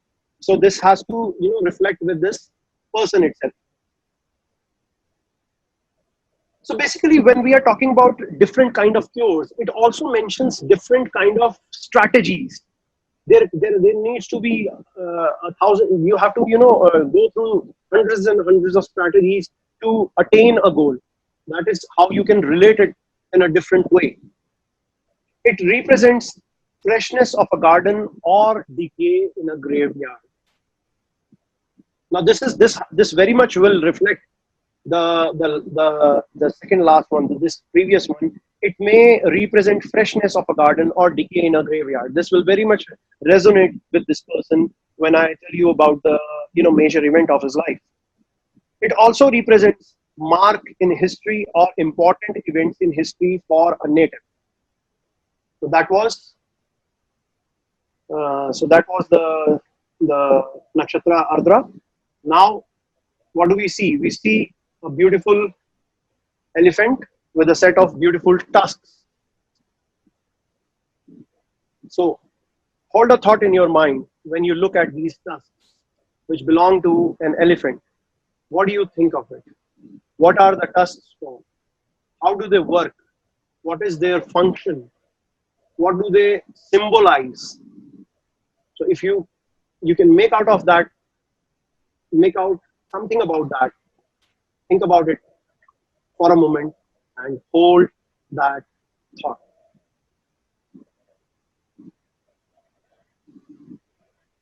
Now the next nakshatra is Uttarashadha. Deity is Vishwa Deva, and the symbol is elephant tusk. So now those thoughts which you had in your mind about the elephant tusk, now is the time to think about it, how they can be used in a positive way and how they can be used in a negative way. So let me show you. Okay, a glorious elephant with a king riding the elephant. Controlled energy of a tamed elephant brings glory. Oops, that was the Tower of Pisa. Uncontrolled energy of an untamed, unwanted elephant. Now these are the contrasts of the symbol. Now what does Uttarashadha reflect? The deity is Vishwadeva, the symbol is elephant tusk. The basic trait of an elephant is power, grandeur, and winning. Elephant tusk for an elephant is useful only for fighting and showing leadership qualities. So definitely when we are talking this in reference to the moon nakshatra of the person, the chart we saw previously, then definitely working hard, shining bright from the previous nakshatra, fighting in an aggressive way and showing leadership qualities definitely has to resonate with this person. It will resonate very beautifully when I tell you the event, when I tell you the cycle of this guy. Elephant, since ages, have been used in war and for royal or kingly presentations. And yes, kingly presentations were very much associated with this person. It also represents penetrating qualities, to venture into new fields, firmness and venturing into new fields, and it represents firmness and willpower. It is also associated with beginning, removing of obstacles, or helping in achievement collectively, because it is a set of pair. It is not one single task like a horn.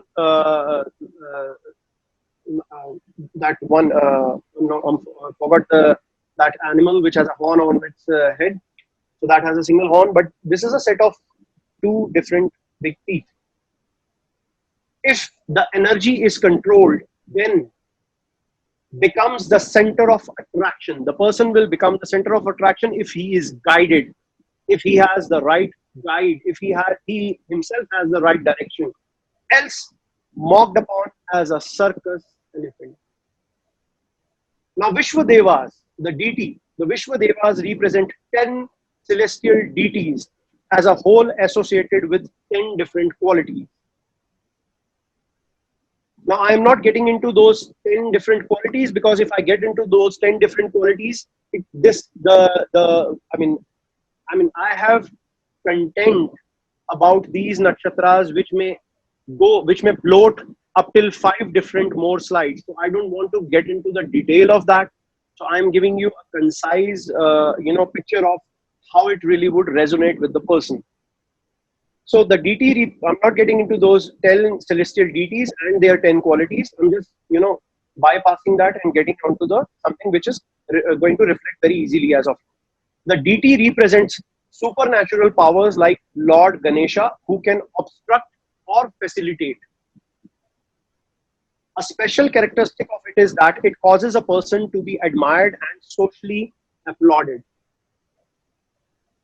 This nakshatra also represents ancestral curse or curse in general. The bottom line of this nakshatra is invincibility and victory if positive.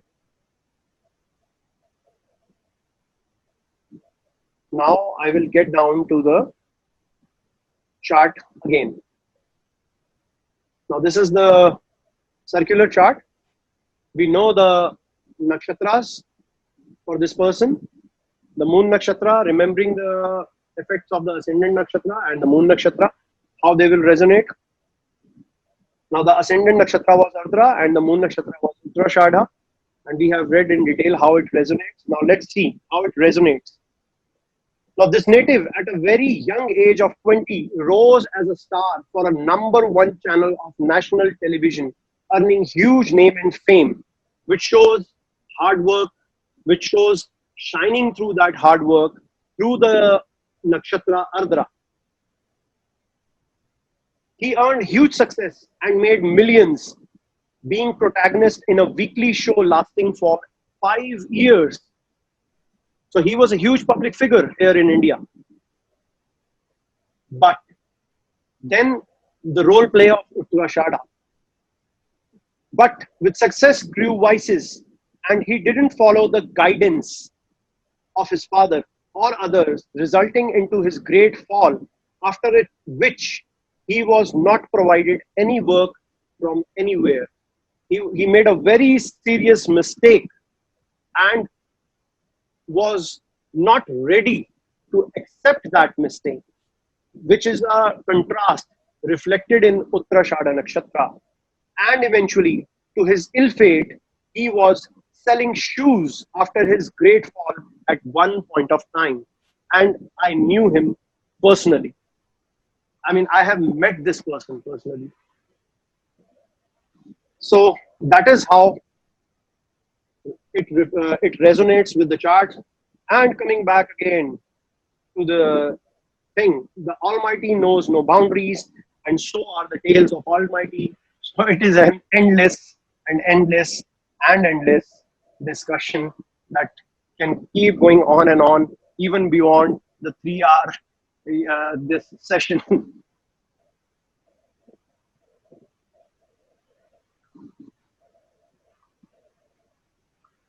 Your voice is not audible, Nadelina. You need to unmute. Yes, I hardly ever mute myself, so I always forget about it when I do. It's all right. So yeah, I just wanted to make sure your sound is clear. There were a couple more questions we discussed a little bit while you were talking about whether if you know if your system is somehow by some of your practitioners mixed up with tropical, or do you keep tropical completely separate and don't ever experiment with it? No, we do not experiment with the tropical system. Okay, We have fair worked, enough. I mean, it is definitely personal choice of the astrologer, first of all, Hmm. how he wants to, both the systems can be as good as they are.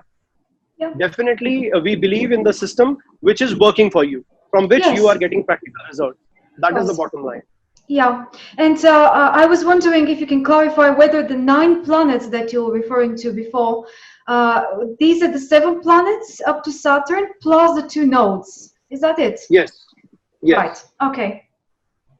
And you're kind of referring to the nodes as planets symbolically. Okay. Okay, I have slides prepared for those as well, You don't need to because go into that is detail. no, You but really don't need yes, to. I cannot even. I mean, I will have to sort those slide out. Hmm. So basically, see, these are mathematically calculated, sensitive points in a chart. Yes, yes.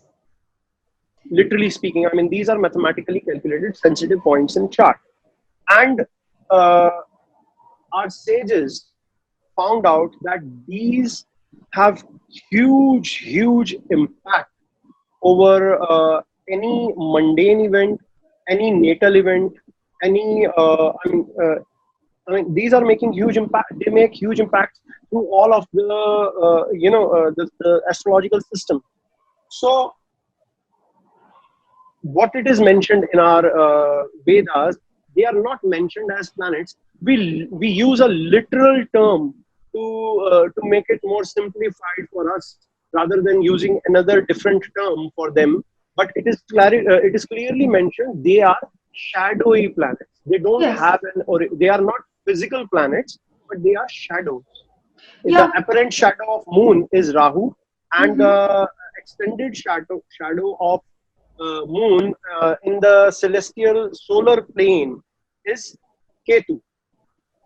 But to to make it more easily viable for us to not use a different term at every time for referencing, we simply call them planets. Yes. But Thank we are you. aware That's of what it I. that they are not planets. Yeah, yeah. I think this is getting very common in Western system as well. They are now included in the chart, and I personally always include the South Node as well, not just the North Node. As most of the chart systems that you use by default online, they just show you the North Node, which I believe is unfortunate, let's say, because they're always the two sides of the same axis and have to be seen together. At least that's how I consider them. But yeah, they For who? are not planets, of course. They're just calculated points. But obviously, in your system, they are as important as the 7 planets and always accounted for, always included in the calculations. And that's how I believe it's supposed to be in the Western one as well. And I think they are very, how can I say, underestimated, especially the South Node, which to me personally gives us the real answer of why this person is born with that chart to start with. But this is a completely different argument for another time. If you want, I was going to, because we are approaching the end of today's discussion, I was naturally led to proposing to you, if you wish, maybe next time, maybe at another time, to choose the nodes finally as our topic, as we hadn't before. We've covered so many different things, but we've never spoken about the nodes.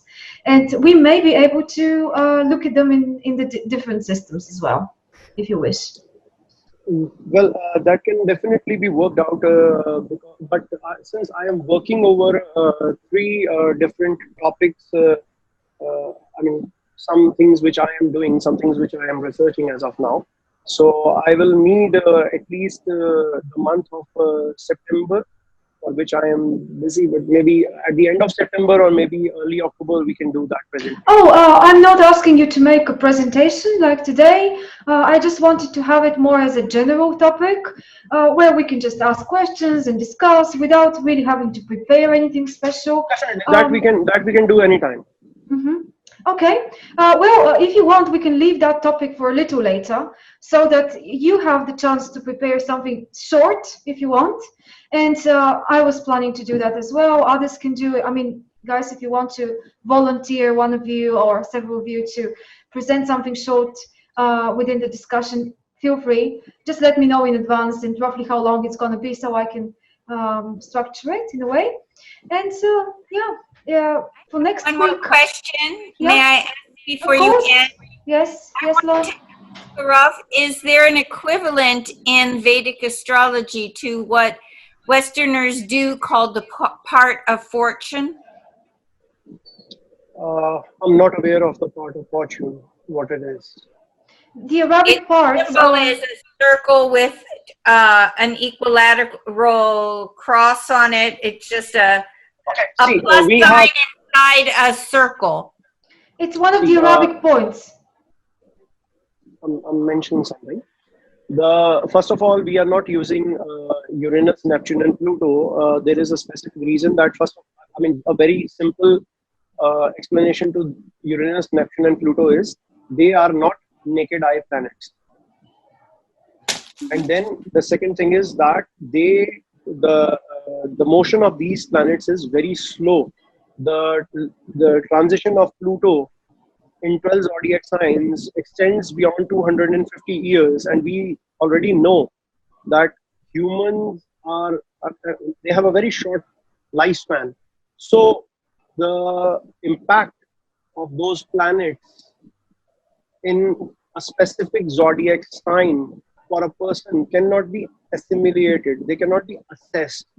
For Saturn, which takes about 30 years to cycle the 12 zodiacs, it almost completes 3 cycles of entire 12 zodiacs. It completes 3 cycles in the whole chart for a person living till the age of 90. So it is quite observable how it makes differences in the zodiac signs falling at least thrice. But for the outer planets, Uranus, Neptune, and Pluto, one is that they are not naked eye planets. So they are not, the light is not visible until unless we are using specific apparatus like a telescope. And but to counter the result of these planets, we have also calculated, the sages also calculated 6 different mathematical sensitive points, except for the Rahu and Ketu, the nodes. These are 6 different points. They are Gulik, Mandi, Vyatipata, Chapa, Paridhi, and I'm not able to recall because the names are very specific. I'm not able to recall the 6th one. No problem. So we have those. You can the one like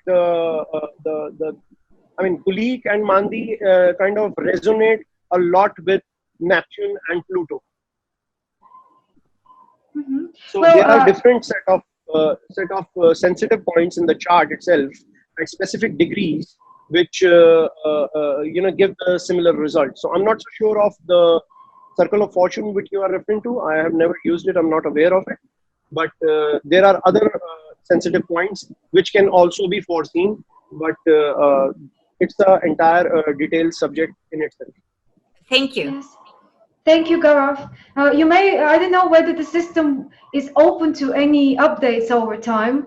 I know it's a very traditional and very established one, but there is a very interesting article about the transition between Saturn-based human lifespan and Uranus-based human lifespan. That's an article by Roger on the archival project, and how nowadays we can also use the Uranian 84-year cycle as a marking points, especially the 7-year sub points of that cycle, to also measure lots of things that could be relevant to maybe in the last century to the lifespan of human beings. But that's another topic. It's just I'm wondering whether one of those sensitive points you said about could be related to Uranus. And have any of you heard that Uranus is also sometimes exceptionally visible with naked eye, but not always, from some points on the Earth's surface. And it was probably noticed a long time before it was first discovered, but nobody ever supposed that this could be another planet, and only later on they realized that this is actually another planet. Very much more difficult to be spotted than Saturn, and Uranus is twice further away than all the planets up to Saturn. So, but yeah, anyway, I've heard that it's possible sometimes to see it as well without a telescope. Have you? Have any of you know anything like that? No? Fixed magnitude, it's very difficult. Okay, that may be controversial, I don't know, but yes. Right, any other questions, guys, before we call it a day? Anything more you want to add or ask? Before we end this session, I would like to have a short input from each one of you. I mean, regarding my presentation, what was the point that actually struck you or was most intriguing part of the presentation? Just in a sentence or however you want to put it. I mean, from every one of you. I think we are 5 here at the camp. With the camp, definitely I would like Mark, I would like Dwayne, I would like Paula and Laureen, and you yourself, Redalina. What was the most part that you could relate to, or what was the most intriguing part that you liked or maybe disliked? Sure, yeah, feedback is so important, and thanks for starting this suggestion at the end, because I think it will be a good idea if I do the same as well at the end of every session from now on. Yeah, guys, tell us what your impressions are quickly. Try to keep it short, though. Start with the first one on my screen by Dwayne. Yeah. Yes, well, can you hear me? Yes. Yes. Well, thank you for your presentation. I really, I learned a lot here about Vedic astrology, which I've always been curious about. And it's clarified for me that my study of Vedic astrology will be for another lifetime. I'm very clear about my own path, and it's great to be able to converse with someone of your depth of knowledge about this topic. And so I really appreciate all the time and effort you put into your presentation. It's really grand. So thank you. Any specific point of the presentation that you liked very much or disliked somewhat? Well, there was a fun thing for me to realize that Redlina and I were on the same wavelength regarding Rudra and his conscious choice of Rudra as a component of his personality, and the seeing how that particular asterism constellation shows up in a whole raft of possibilities. It's just added some depth to my understanding of that aspect of Rudyard. I don't know many people who've consciously chosen a name, especially one so dramatic, and it's kind of neat to see where it's come from. Well, the word, just a very short sentence. The word Rudra comes from the syllable Ru or Ra in Sanskrit. If you dig down the meaning of syllable Ru or Ra in Sanskrit, it will give you a definition. Then we have another whole analogy of how this word came into existence from the cosmic energy. Then that is another, again, opening. I am opening another chapter, which I won't as of now, but that's just a short hint for you. Okay. Thank you. Yes, that was very interesting for me also to explore and to realize how much, even though Roger is so respected by myself, by many people, and Wayne, for bringing the Western astrology up to date, we understand how much in depth he probably knew Vedic astrology as well, even though he didn't teach it, he didn't comment on it very much, but he was so much familiar with the practices and with the deep spiritual meaning of it, to such an extent to choose the name from that tradition. So yeah, that was very valuable for me to understand more about as well. I think I may repeat Lauren here, but I was impressed by the number 108 and all the different symbols leading back to it, and how that really supports the logic behind the system and you know, the structure of it. That impressed me quite a lot. And I wanted to learn more about the symbol of each one of the nakshatras, which I'll do in my own time. You really inspired me to check the chart positions of the main planets, at least the personal planets of people that I know and I care about, to see how they're affected by that particular symbol. Yeah. Mark, please, any comments? Oof, yeah, there was so much to take in. I mean, yeah, I thought I'd read a bit about this, but you certainly had more than I'd ever come across before. Yeah, it was very good. I mean, I like a lot of people have said, I actually found I like numerology as well. So I found all the connections that you found astronomically and numerologically to the 108 really interesting, because I think maybe you mentioned this or I'd read this somewhere about the mala beads as well, the 108 beads on the mala bead that they have in India and Buddhist countries as well.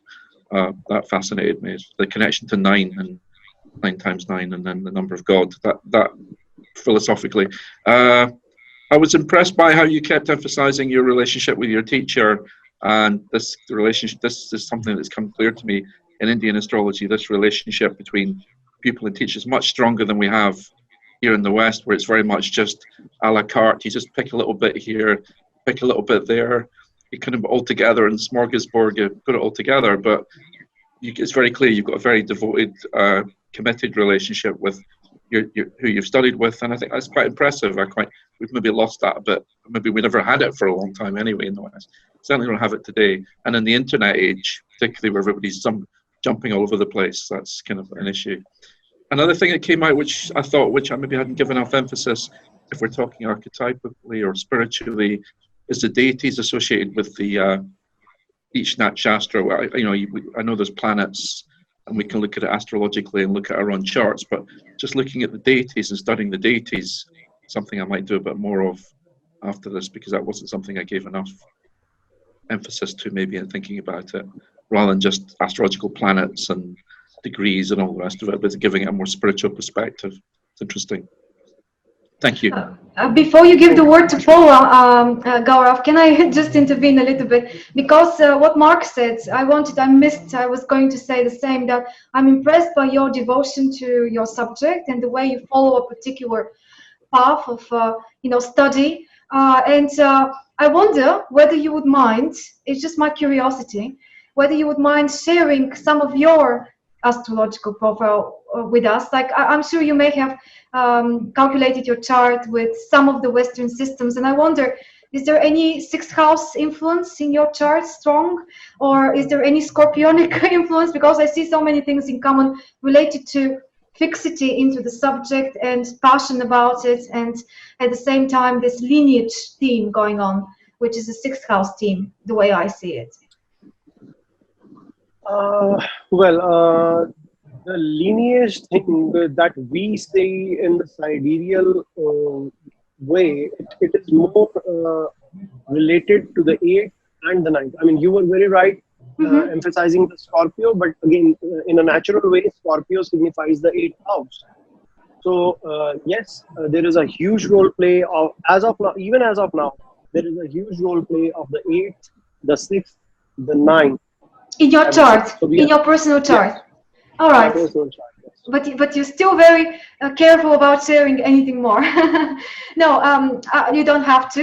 You don't have to, of course. It's just my curiosity, as I said. But yeah, if you're interested privately, I'm happy to share mine if you want to share yours, as I'm always interested to study people. Well, actually, sharing is not a problem at all with me. I was very open until my teacher specifically mentioned me to stop sharing my chart. I mean, he had some specific reason that he mentioned me that I should stop sharing my chart, and that is what I am following. I'm following his guidance. I have heard this about others as well, about Western. Yeah, many astrologers hide their charts from from the general public. And probably there is a good reason for it, as it's a big intrusion, isn't it, into your personal world and other things. But okay, let's not diverge too much. Paula?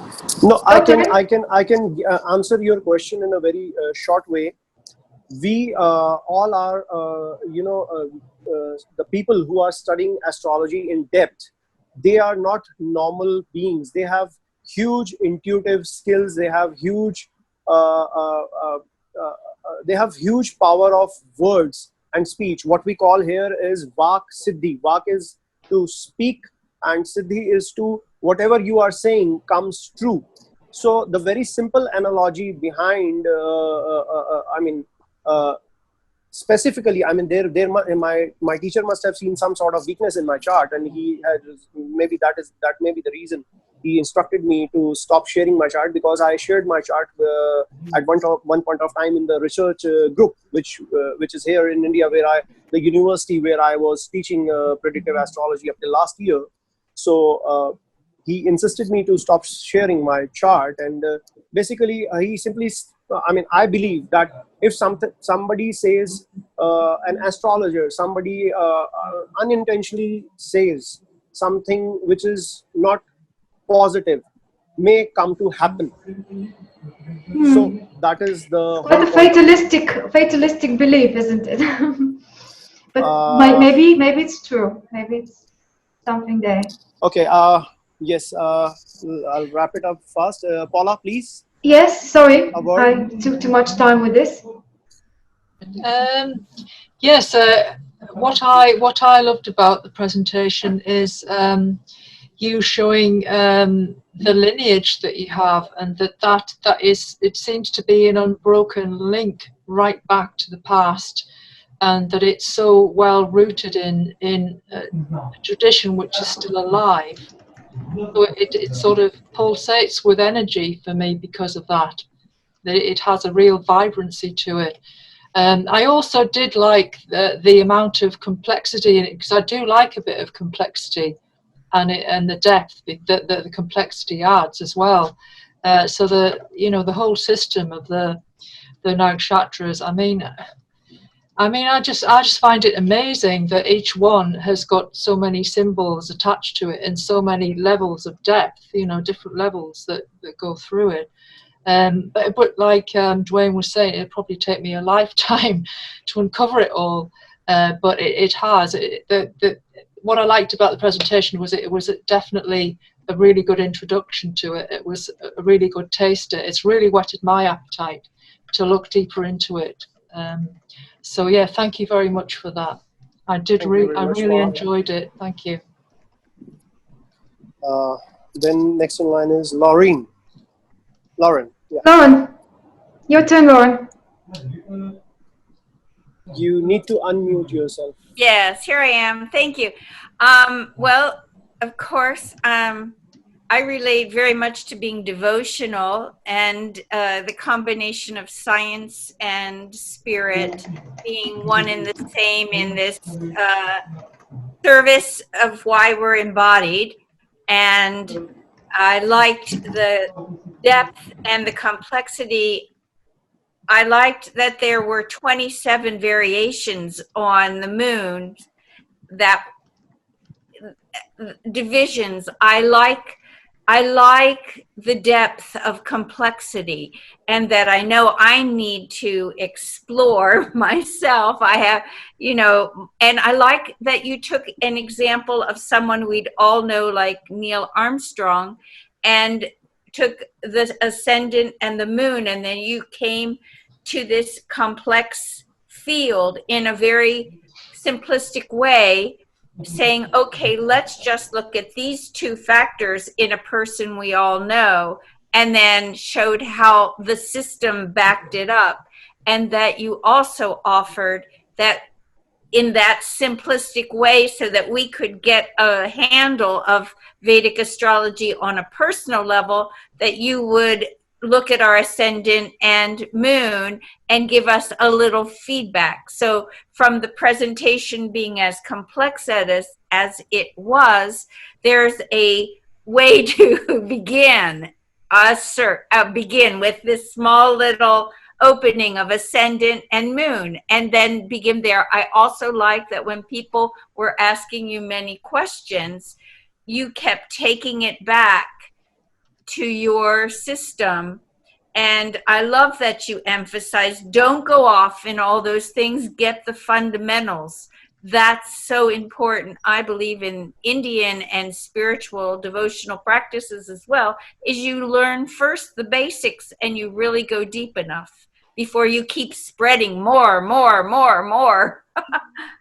Thank you. Yes, just like the Mula Nakshatra, the roots, they go to, unimaginable depths in the ground. And then obviously the outcome of those roots is a tall tree reaching to the sky, reaching to the sun, and providing fruits that are, obviously sweet. Thank you. Thank you very much. Anybody else wants to have a comment? Gabriela, Sveti, Isabella, Kanji, Nilsa? Go ahead, guys. They are muted, I believe. They're muted, but I guess they hear us. So if any of you wants to also add a comment to Gaurav, that would be very helpful. I'm so sorry. I only joined about an hour ago, and so I missed the main part of the presentation, but I'm going to go back and listen to it, to the recording. Sure. No problem, Gabriela. Hi everyone, stay with me. I also joined a bit later, so I missed the main part, but yeah, I was listening to the comments and it was all really interesting and useful. I will definitely revisit this session. Very interesting. I am again presenting the same presentation on the 9th or the 10th of September, I believe.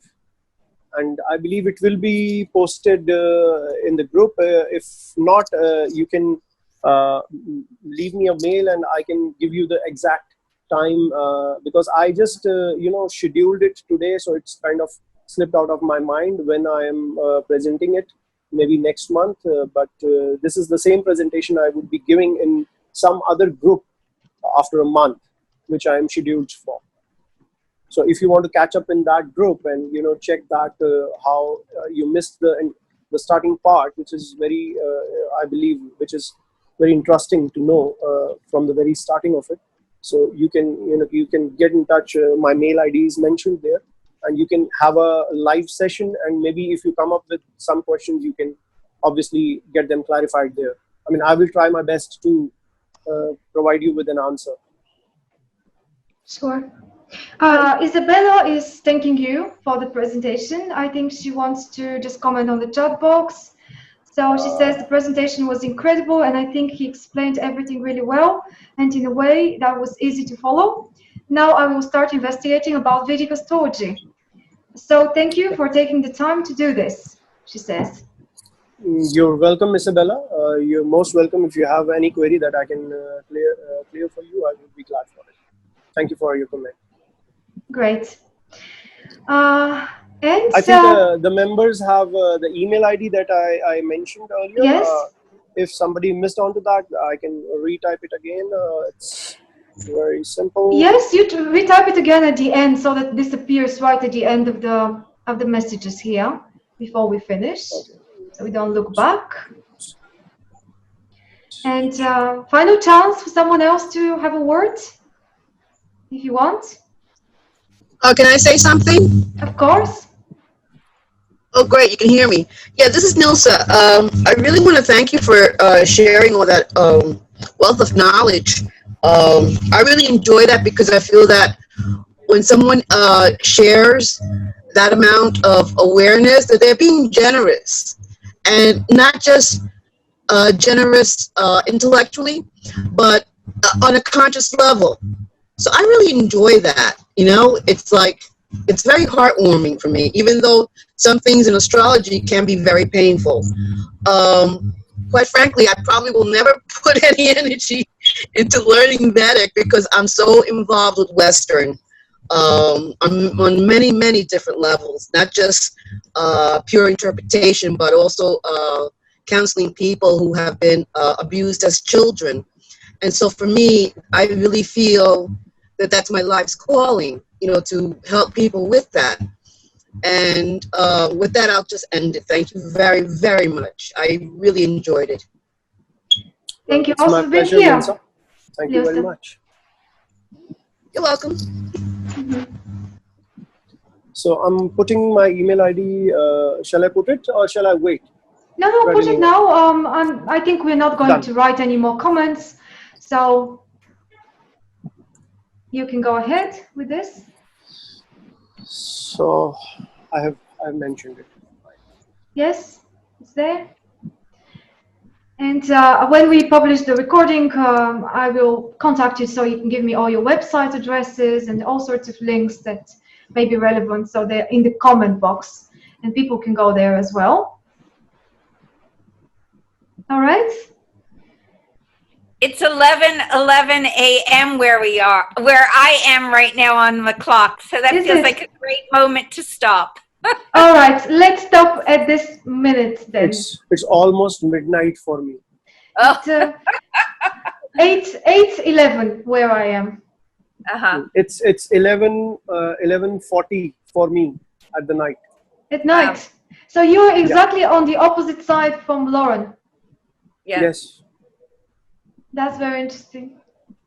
Dwayne, what time is it where you are? No sound? No, yes?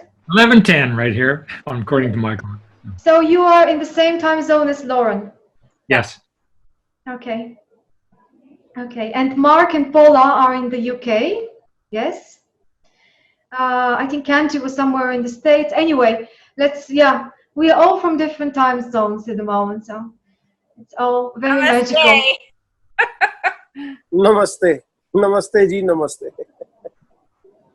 Thank you, everyone. Namaste. See you next time. Sure. Thank you. Thank you. Bye. Bye. Bye. Bye.